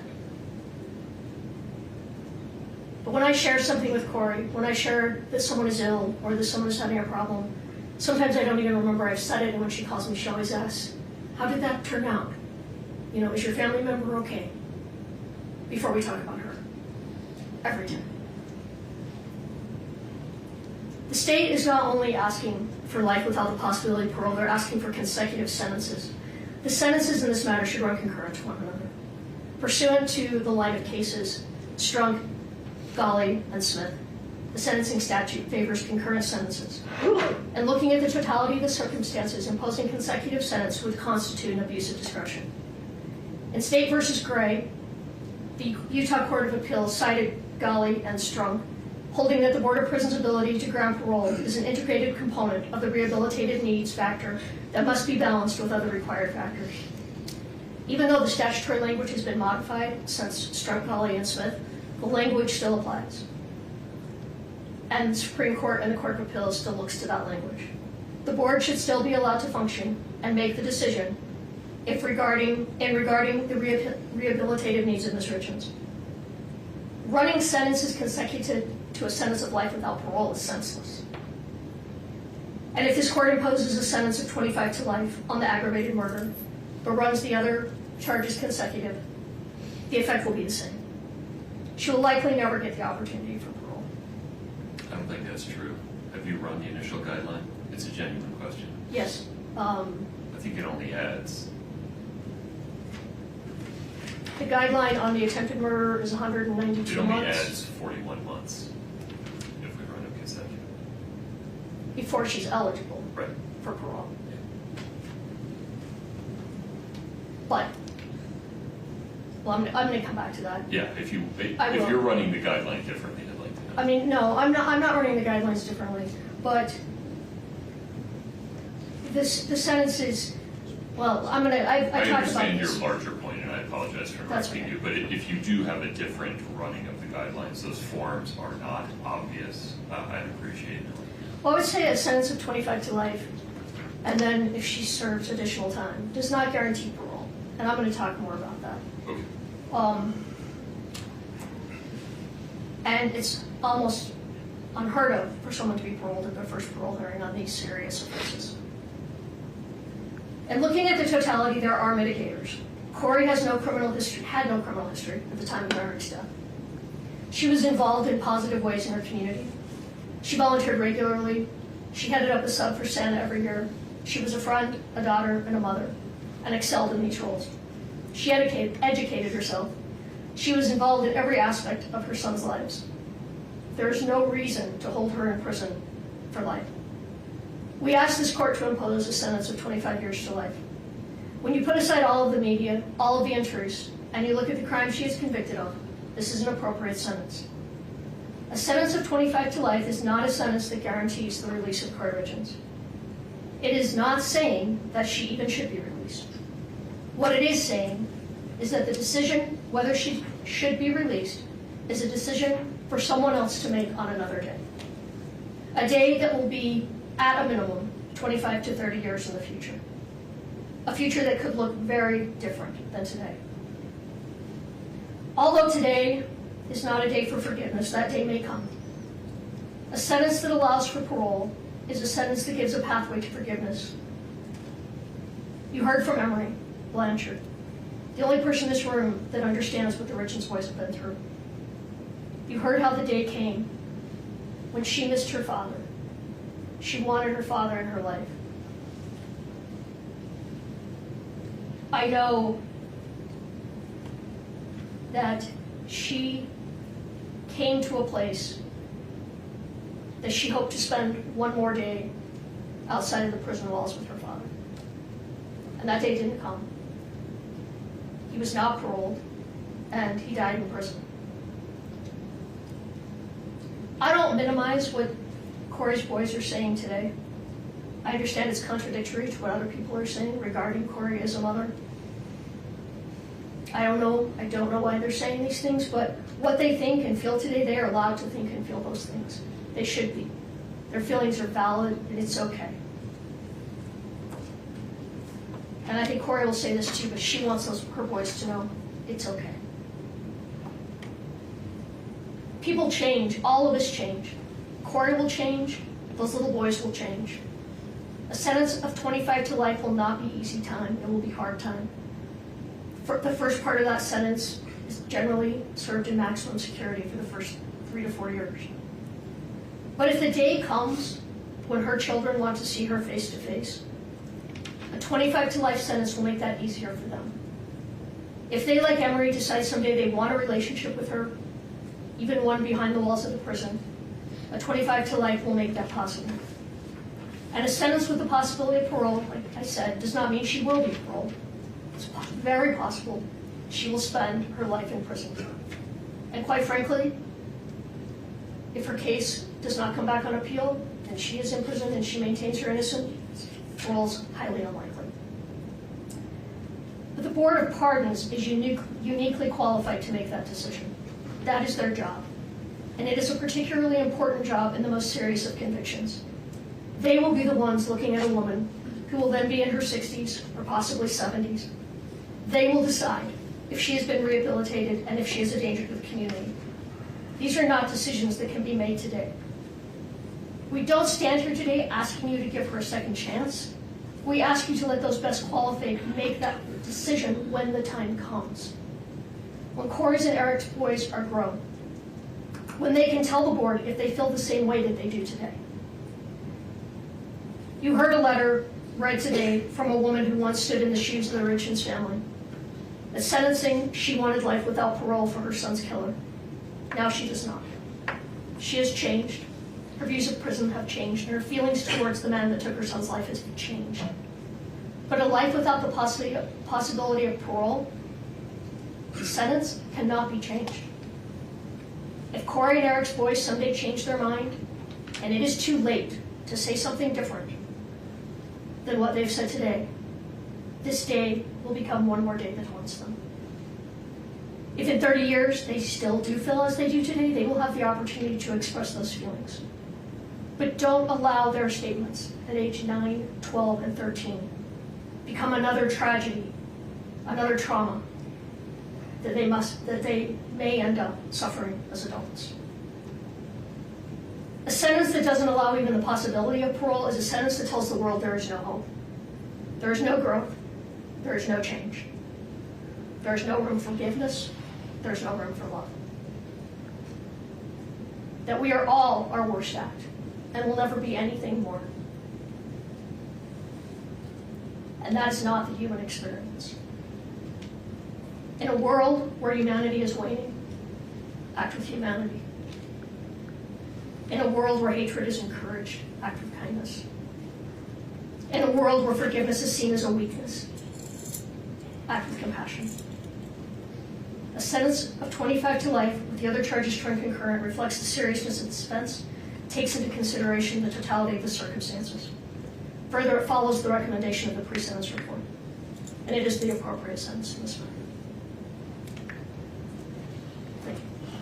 Thank you, Ms. Lewis. It is 12:55. We're going to take a break until 1:25 to make sure Ms. Richens gets an opportunity to use the restroom and eat something. Mr. Bloodworth, you look like you have something to say. Your Honor, does the court want to hear from the state one last time before she allocates? I do not. I have this firmly in hand. I would like to make it clear, in case there was any ambiguity, that the court has considered and is denying defendant's request to strike portions of the state's sentencing memorandum. Yes, sir. Thank you. Court will be in recess until 1:25. Let's make sure that Ms. Richens gets something to eat. Thank you.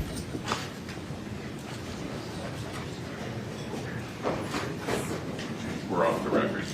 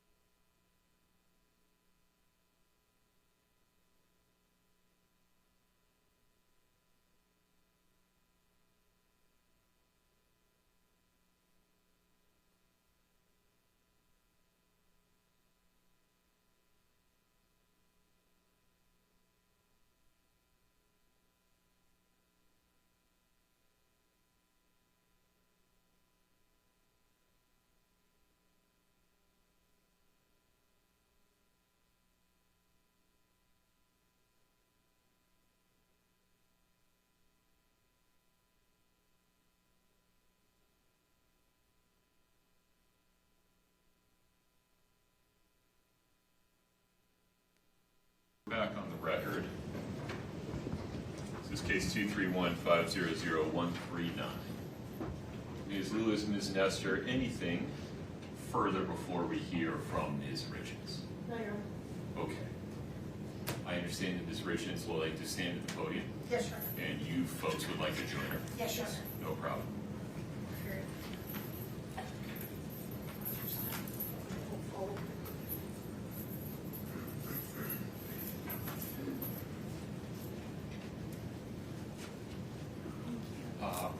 There should be Kleenex up there if you need it. Is your head, do you want water?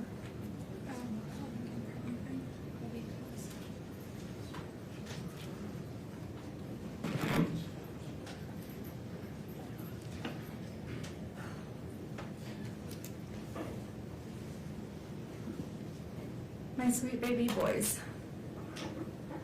I know that today you don't want to speak to me, have a relationship with me, or you may think you hate me, and that's okay. I will never be angry at you for your feelings.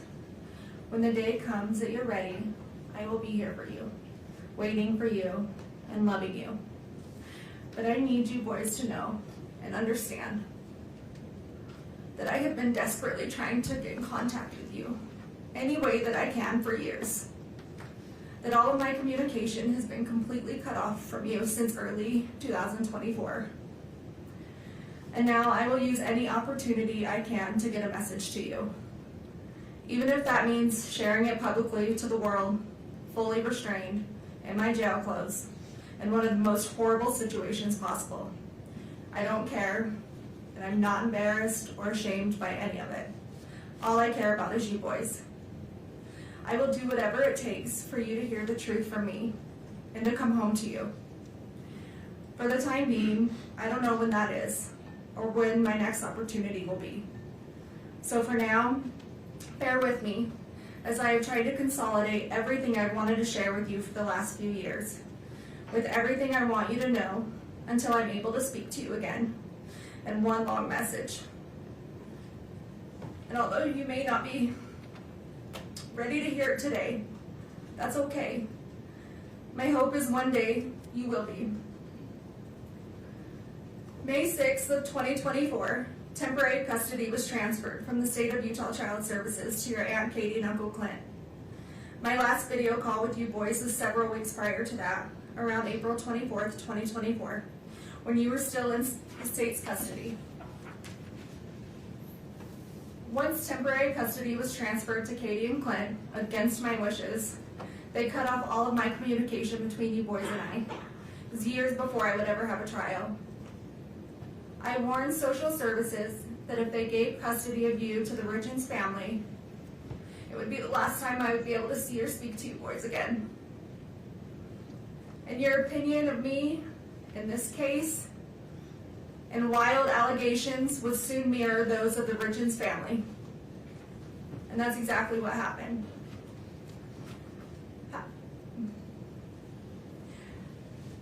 You need to know the Darden side of the family fought a long, hard battle for custody, but was eventually ignored and denied. Since temporary custody was granted to Katie and Clint, they have not allowed me to see or speak to you.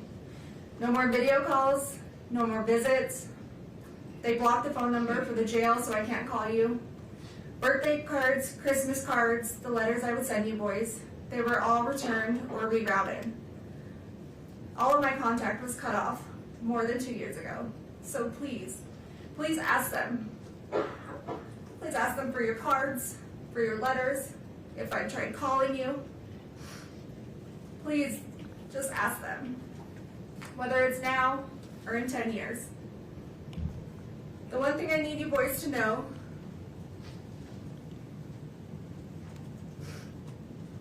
is I did not abandon you. I did not just walk out of your lives one day to never return, to never call, to never show up. Regardless of what anyone tells you, I would never ever leave you boys. And I am so sorry if for even 1 second you thought that I did. If for even 1 second you thought that I didn't love you, because that couldn't be further from the truth. You boys are my world, the reason I continue to wake up every day and fight to come home. You're my reason for living. I understand that you're in a difficult situation, mentally, emotionally, and physically. I understand you guys have been through an extremely difficult time this past 4 years. You should never have to deal with such tragedy, and I am so, so sorry that you were going through this. You boys have the right to be angry and sad and confused, feel in survival mode, have questions. All of this is completely valid. Your feelings are completely valid. And one day, when this is all over, we can sit down and talk about all of this and sort it all out. And I promise you boys, one day it will be over. I'm not perfect. I have succeeded and I have failed.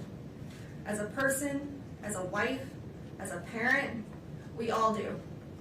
I have done plenty of things I am not proud of. Some I regret, some I don't. Some I'm ashamed of, and some I'm not. I regret things I have done right in my life to later find out they were for the wrong people. I have said things I shouldn't have. I have done things I shouldn't have.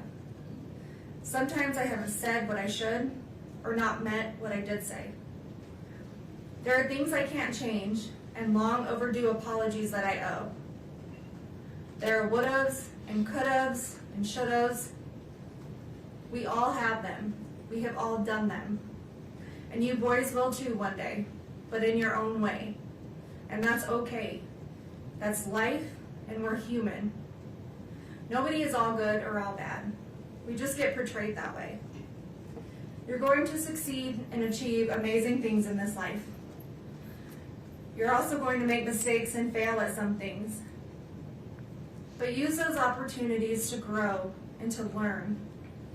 They do not define you, and don't ever let other people make you think that they do. We are not defined by our best or our worst moments. We fall somewhere in the middle, ever evolving, and you boys are ever evolving. Secrets diminish self-respect. They lose trust. They make us lose ourselves. I fell in love with someone who wasn't your dad. Your dad fell in love with someone who wasn't me. I did things behind your dad's back. He did things behind mine. Don't keep secrets. Always put your spouse first. Your dad and I didn't always do this, but don't be like us in that aspect. We made mistakes that I know I regret, and I'm sure if he were here today, he would say that there are a few things he regrets as well. Marriage is hard. Marriage takes work. Marriage takes love. Big love. Deep love. And you may think about divorce, and you will have fights, but then you will make up, and you will forgive each other. Because when your love is enough, your love keeps you together. Your love is all you need to ignore the noise. And your love never fails. Sometimes your dad would want to throw in the towel on our marriage, or I would want to throw in the towel on our marriage. But we never did. We always found our way back to each other. I would pick up his towel, or he would pick up mine. We'd hand them back to each other and start again. Because our love never failed. We stopped keeping track of each other's wrongdoings, and we forgave, and we moved on, and we loved. And if I had to relive all of those hard days all over again, I would do it without question. Your dad and I were a lot of things, a mess of sorts sometimes. But we were this crazy, beautiful mess that made us a family, because our love was enough. Our hard days never outweighed our good days. Our weak moments never outweighed our most memorable happy days. We always laughed more than we cried.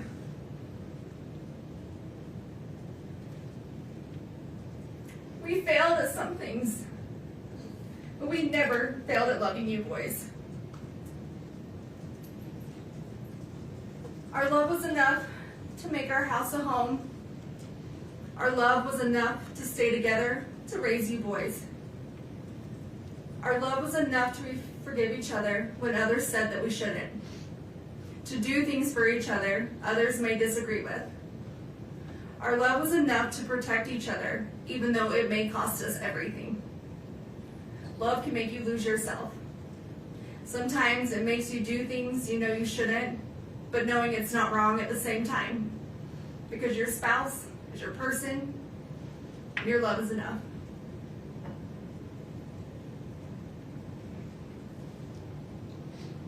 One day, you will meet someone and fall in love and understand that just your love is enough. Enough to withstand everything else, the noise of the world, the obstacles, the trials of marriage, the heartache, bad choices, forgiveness. You will understand your love is enough, and your love never fails. Don't worry about what others think about your relationship. Don't worry if they would do things differently. You just love. And you love big, and you love deep, and you protect your love. Your dad and I didn't have it all together. Together we really did have it all. Because we had you three. Don't let anyone choose the direction of your life by their opinions and their judgments. Being able to hold yourself together in the worst of situations doesn't make you emotionless. Separating personal and business life and emotions doesn't make you unreasonable. Resentment can get the best of others. Don't let it get the best of you. People will always have a lot to say about lives they've never lived. Live your life the way you choose to live it. Just be safe and be healthy and be happy. That's all that matters.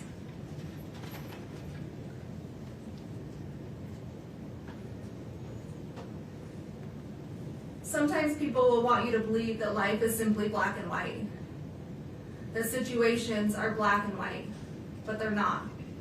Life, situations, they are full of color. At the very least, shades of gray. Always question the color, even if you're only questioning the gray areas. Keep an open mind. Question situations and stay curious.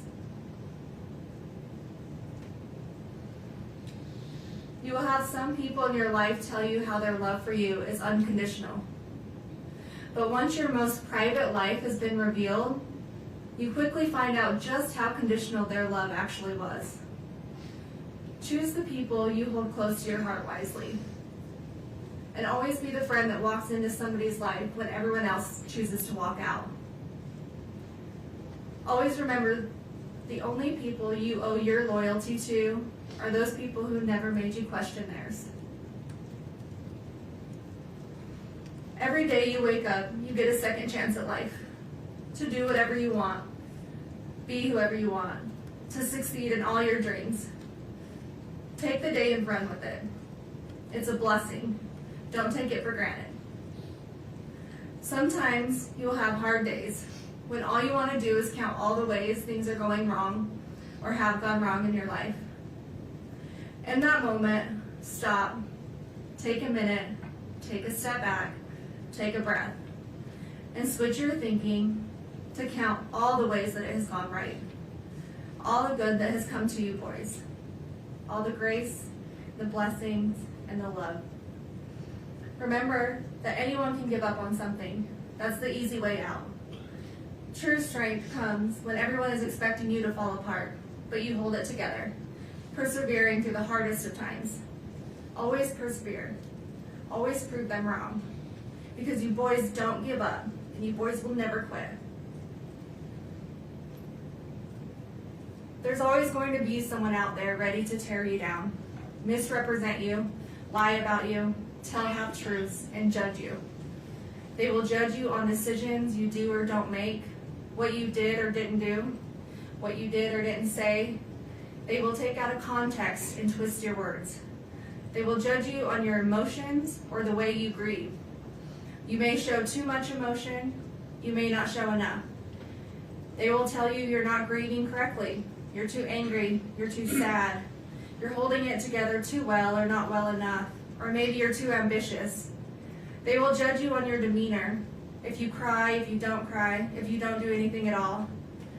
And all of this will get misinterpreted into something that it's not, formed by the opinions of who's ever creating it. And then silence is also too often misinterpreted and misjudged. But when people behave that way, it has much more to do with them personally than it does you. Everyone's entitled to their opinion. It doesn't make it true.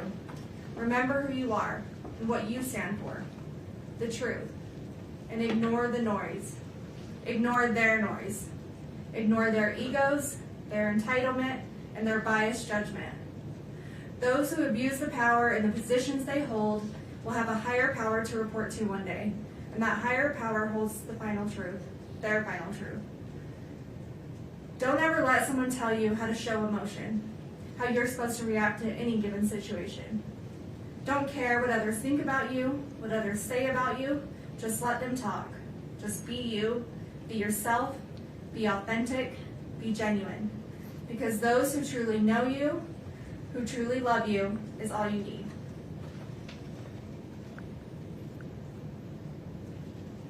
Forgive those who turn their back on you, but never forget. Don't hold hate in your heart toward others. It only brings you down more than it does them. Apologize when you're wrong, even if that apology is long overdue. You can't change what you can't change, and you can't change the past. But you can take accountability when you mess up. Admit when you make a mistake, even when it's embarrassing or humiliating, even when it can ruin relationships, careers, or your integrity. Be honest with yourself and those you need to. But never apologize for something you didn't do. Never admit to something you didn't do. And never beg for mercy for something you didn't do. Don't take the easy way out. Always stand up for what's right, even if you find yourself standing alone or with a small group of people that love you. Believe in yourself and be brave. Never give up on your fight, no matter how long it takes, months, even years. Never give up on truth, justice, and the fight of corruption. When something is broken, fix it. When something doesn't make sense, question it.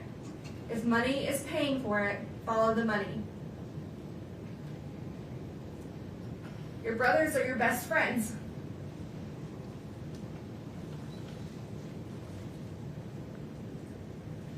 Your dad and I raised you boys that if you cared about nothing else in this world, you care about each other.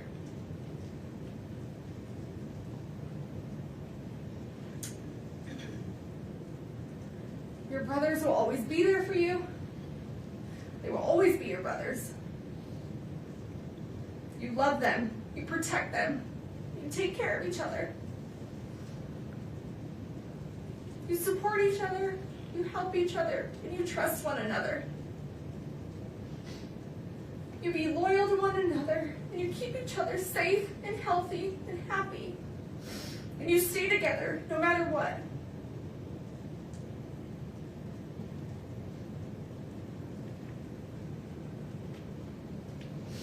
You have each other's backs.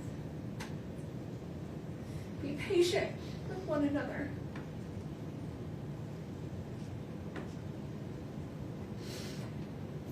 Don't keep track of wrongdoings. Let them go. Forgive. Move on. Show compassion, empathy toward each other. And never go a day without telling one another you love each other. Because you are never too old, or too cool, or too busy to love each other.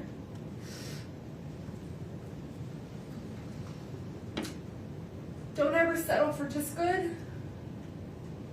Go for great. In school, in your career, in hunting, in fishing, and your relationships and your goals exceed expectations. Be like your dad. Be generous. Be charitable. Stay humble. Give when you have too much. Give more than you take. Help when others are in need. Serve your community. Be like your dad. Never stop learning through education, through people, through travel, culture, through business and friends, from your success and achievements, from your mistakes and failures. Be like your dad.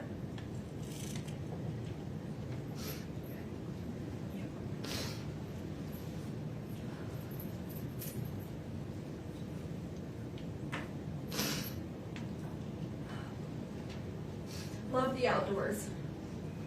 Find your peace, your therapy, your heart and soul on the top of a mountain somewhere where it's quiet,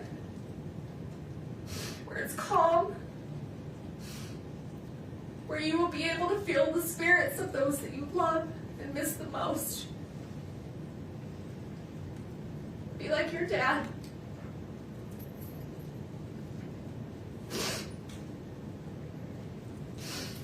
Laugh.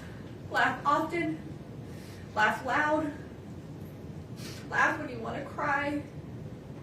Laugh when you're mad. Have that laugh that everyone recognizes and no one will ever forget. Even when you're gone. Be like your dad.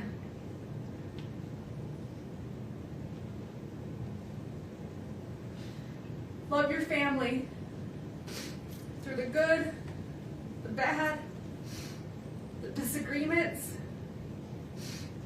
the back and forth arguments. Choose forgiveness. Choose love. Choose happiness. Be a loyal brother. Be a noble son. Be like your dad.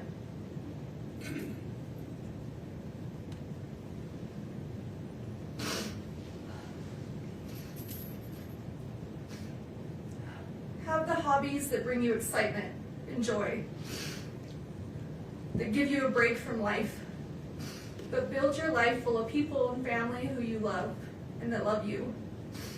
Build a family that makes you happy to come home to every day, with a career that makes you hold your head high.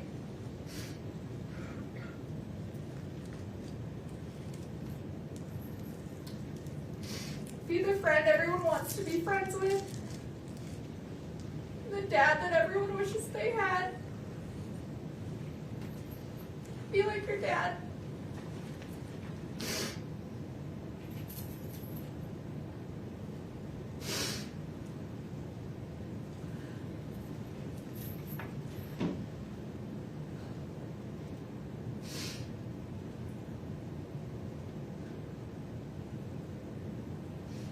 As your parents, your dad and I wanted to give you every opportunity or choice that we didn't have. We would do anything for you boys, or break our backs falling over obstacles and finding our way to be sure you had the best of the best. Even if we didn't always do it well, or have the right answers, or the words, we would give you everything that we had.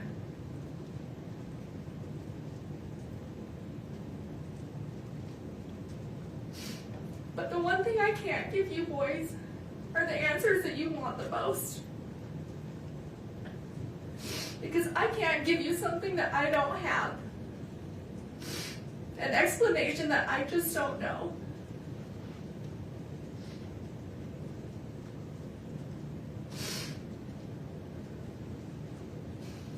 I've never lost a son. I've never lost one of my brothers, a nephew, or a best friend.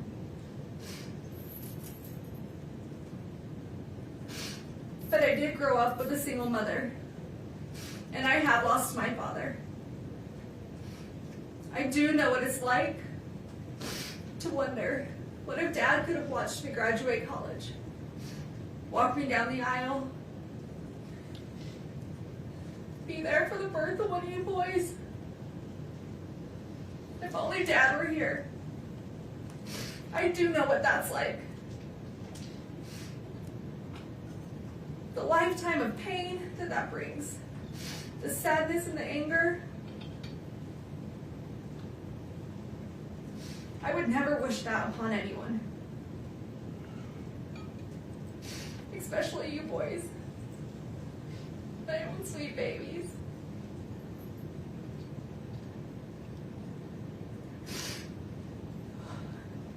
It's a lifetime of what ifs and if onlys. An empty hole in your heart where your dad's supposed to be. He's supposed to fill.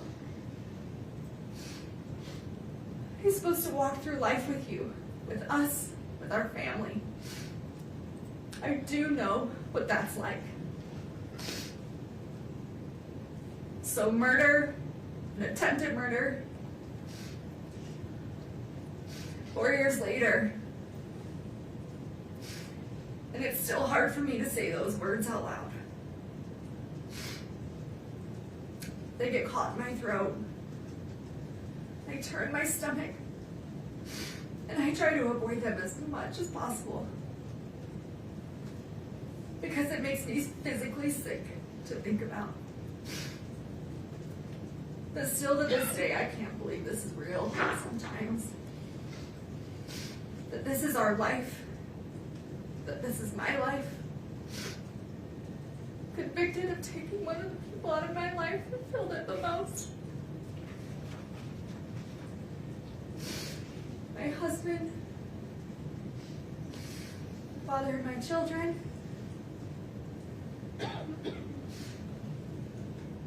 still in shock and still in disbelief.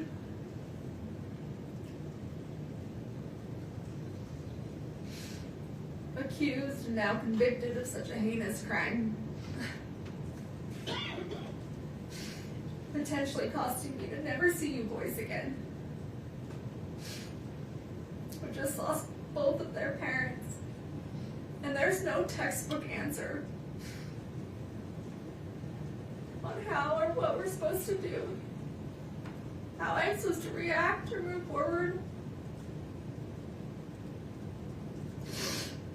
And I'm so sorry you boys are being pulled through the middle of this absolute chaos. Between two families fighting that both love you so very much. Trust and assets, our home, none of it matters. You boys are what matter. Your safety, your health, mentally, emotionally, all of that should be being prioritized. I will and have always prioritized your safety. I am your mother, and that is my job. And for anyone to scare you otherwise is just cruel and heartless.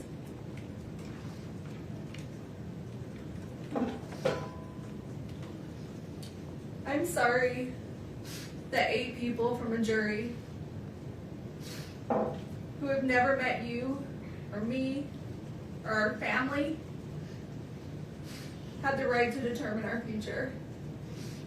And they did that in less than 3 hours. In a perfect world, there might be justice. But in a perfect world, nothing ever goes wrong. Tragedies don't happen.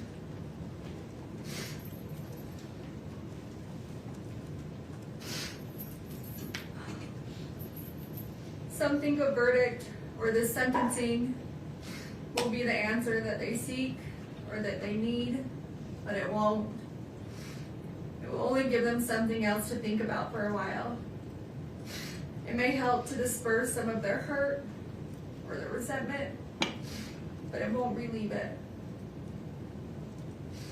This grief will outlive us all. The hundreds of lives that this has affected. The lifelong trauma you boys have suffered this last 4 years will outlive us all. You haven't had to just endure losing one parent, but losing two. And no child should ever have to go through that, especially when one was an unforeseen tragedy and the other based on injustice and a system we're supposed to trust.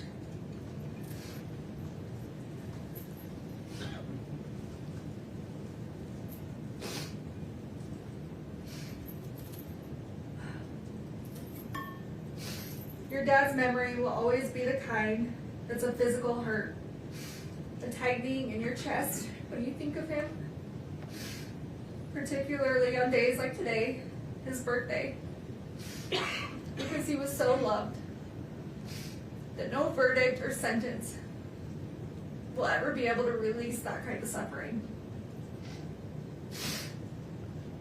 I'm broken without your dad, I'm broken without you boys. God did not put me in this world to take a life. God put me in this world to give life, your lives. And I don't know who or what I'm supposed to be if it's not a mother. Your mother. And as much as you've been influenced into thinking that Dad was murdered, that I took your dad from you, that is completely wrong and an absolute lie. And the thought of that is still as absurd today as it was 4 years ago. And just because someone may not be perfect, that's a far reach for them to be capable of murder. To kill someone, our someone. Your dad was in physical pain.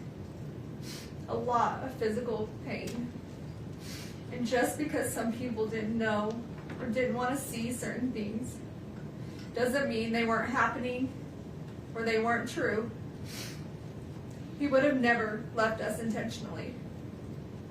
And I would have never taken him from you, from us. He was the glue that held us all together, that made us, us.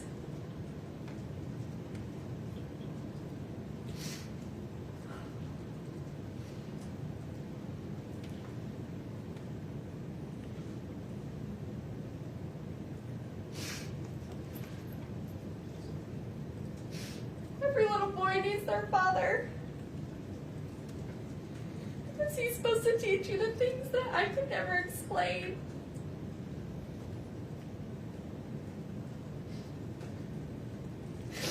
He's supposed to teach you and do things with you that only a dad can do.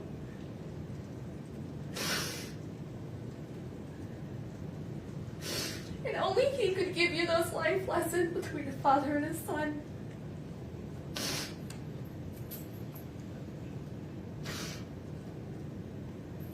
I would have never taken that from you boys. I know how much you need him, how much you loved him.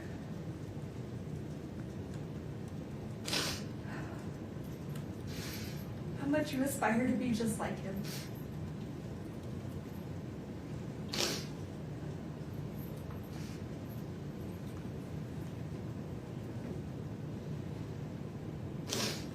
And I would have never taken that from you. And I'm so sorry that I can't bring him back. For you, for me, for our family.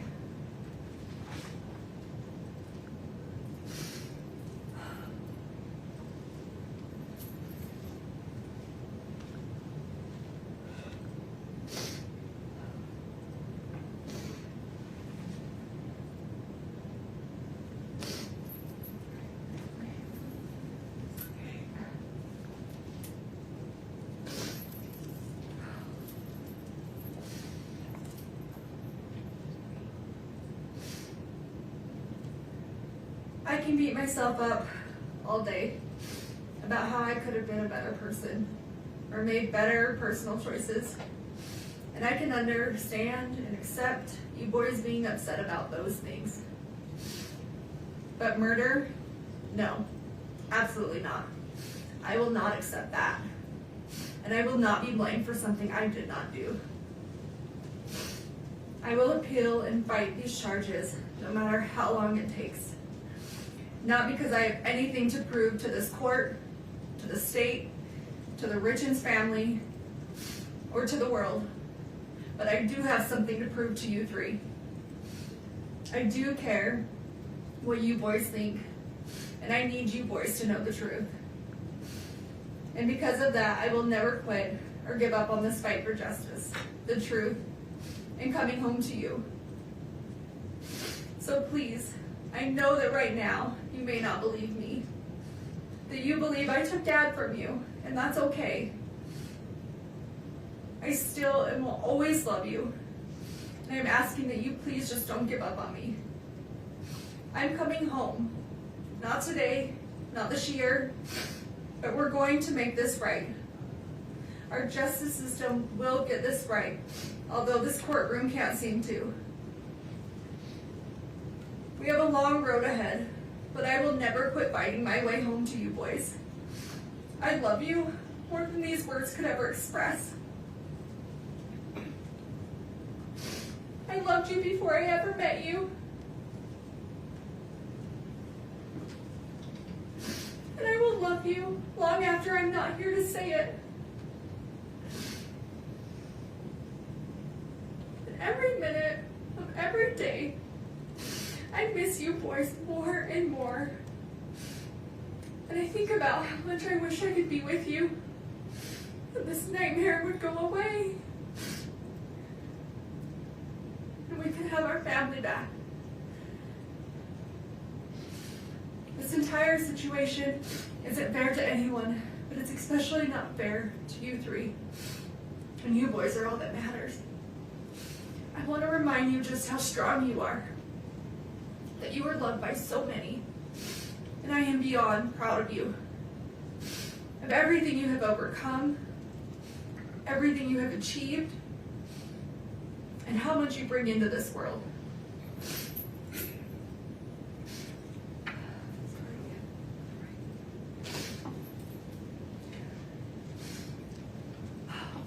You boys have been through so much, and I wish I could take away all your sadness and all your pain. Tell you how much Dad and I love you, and that everything's going to be okay.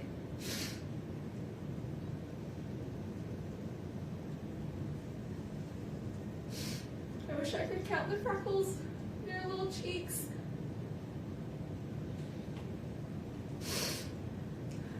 Read you books before bed. And help you with all your homework. I wish I could help you through your toughest nights and hear your laugh through your happiest days. But for now, that's just not the way it is.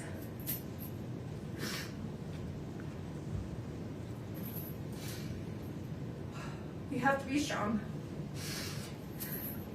We have to remember that our strength grows in these moments. But we don't think we can go on. But we keep going on anyway, because we have to push through these hard days. Because in the end, at the end of this war, it will be so worth it. But I need you boys to always keep pushing through these hard days, because this will come to an end. I just need you to hang in there. Listen to your little hearts. Listen to your little bellies for the truth. Before you were told who to be and what to believe, remember who you are. Remember who we are. Remember our family. I will continue to call you every day, even if my calls are blocked. Just so you know that I'm here. I've always been here. And and I will always be here. My cards, my letters, they will never stop. I will never stop. I love you forever, Mom.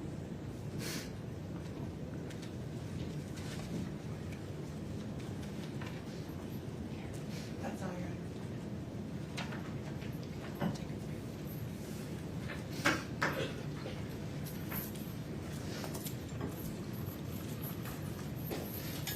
All right, ladies and gentlemen, a fair reminder. While inside the courtroom, everyone involved in this process must be treated with respect. We cannot have any outward reactions inside the courtroom. If any of you feel overcome with emotion, frustration, anger, whatever, of any kind, please remember just to look down. Keep your hands folded in your lap. The court has considered the following information: the evidence, information, arguments, and recommendations provided by counsel on the record today, the victim impact statements and other statements made on the record today regarding the appropriate sentence, and the pre-sentence investigation report as corrected on the record today, including the numerous statements attached to it. In addition, the court has considered each of the factors set forth in Utah Code 76-3-201 subsection 2B and has prioritized those factors as required by section 201-2C. Having considered the gravity and circumstances of the offenses for which Ms. Richens has been convicted, the number of victims, and available information regarding the history, character, and rehabilitative needs of the defendant, the court hereby orders that the sentences on counts 2 through 5 shall run consecutively to each other and to the sentence imposed on count 1. Moreover, the court exercises its discretion and chooses to impose no fines related to any sentence in this case. The court addresses the 5 counts on which Ms. Richens was convicted in reverse order. Ms. Richens, based on your conviction on count 5, third-degree felony forgery, the court hereby sentences you to an indeterminate prison term not to exceed 5 years. Based on your conviction on count 4, second-degree felony insurance fraud, the court hereby sentences you to an indeterminate prison term of not less than 1 and not more than 15 years. Based on your conviction on count 3, second-degree felony insurance fraud, the court hereby sentences you to an indeterminate prison term of not less than 1 and not more than 15 years. Based on your conviction on count 2, first-degree felony attempted aggravated murder, the court hereby sentences you to an indeterminate prison term of not less than 5 years, and that may be for life. Which brings us to the final issue, the appropriate sentence for count 1.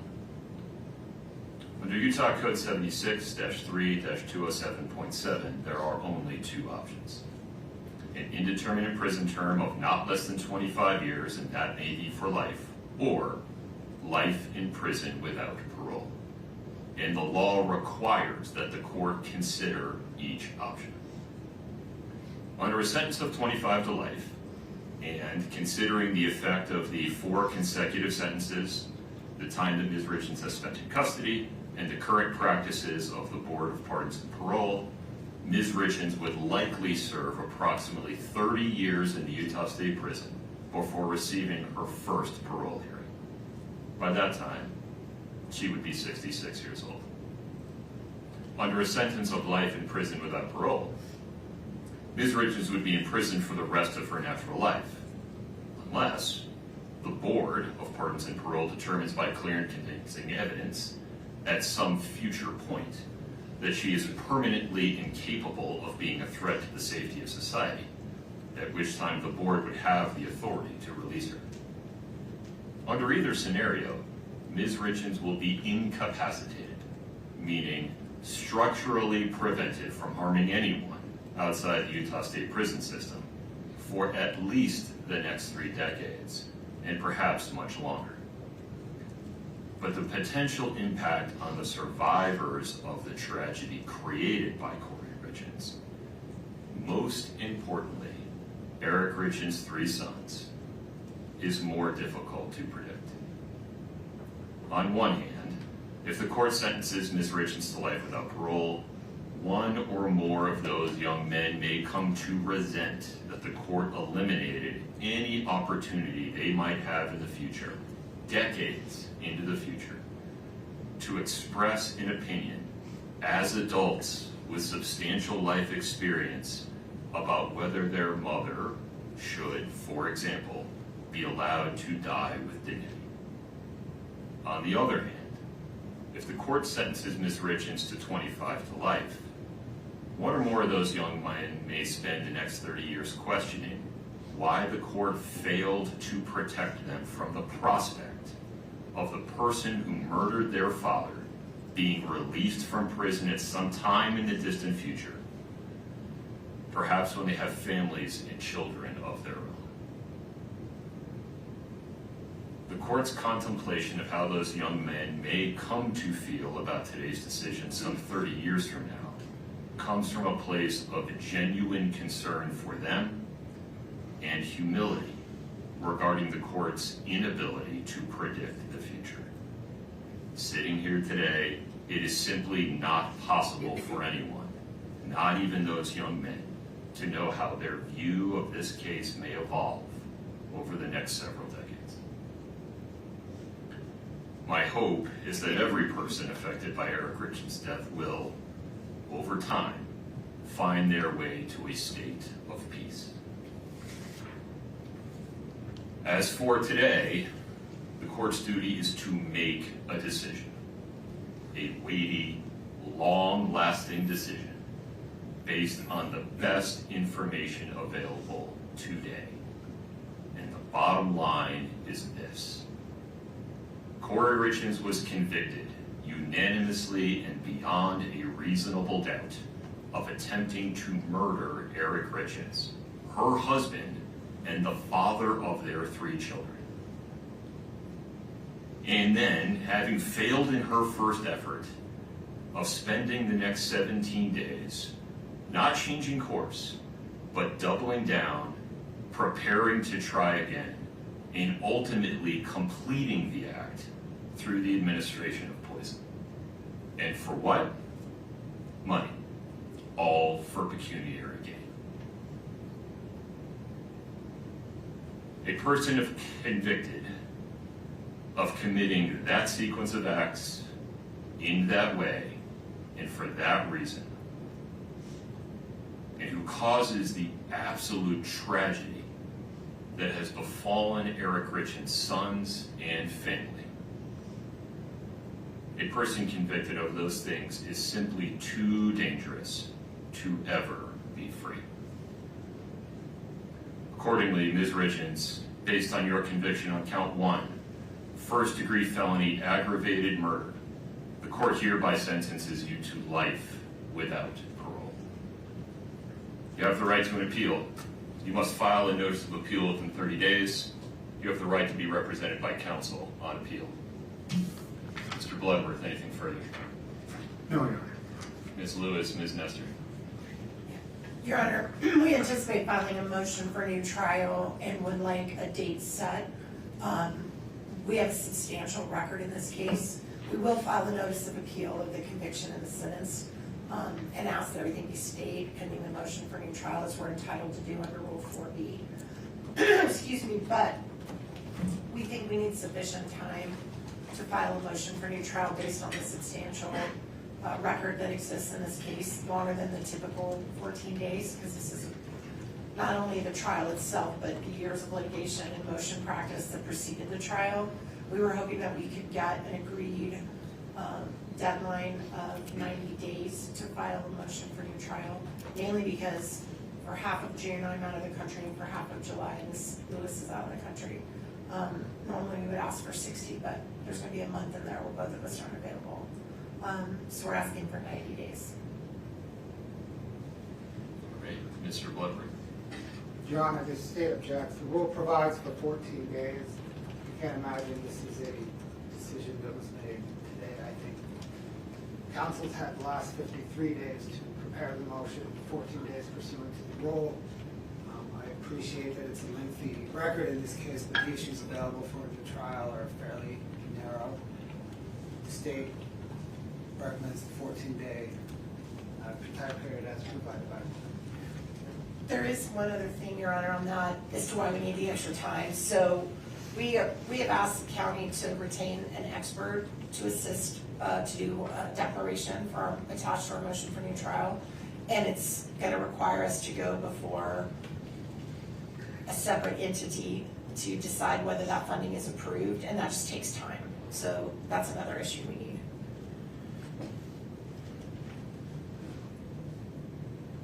I feel like there's more that I need to know in order to make this decision. And so I can also appreciate why defendant is concerned about the 14-day deadline so they do not lose that opportunity. Sitting here today with very little information and the state having very little opportunity to respond to this idea, I'll extend your deadline to 28 days. But within that time, if you want to file a motion to extend it, Ms. Nestor, with more detail, you have 14 days to file that motion.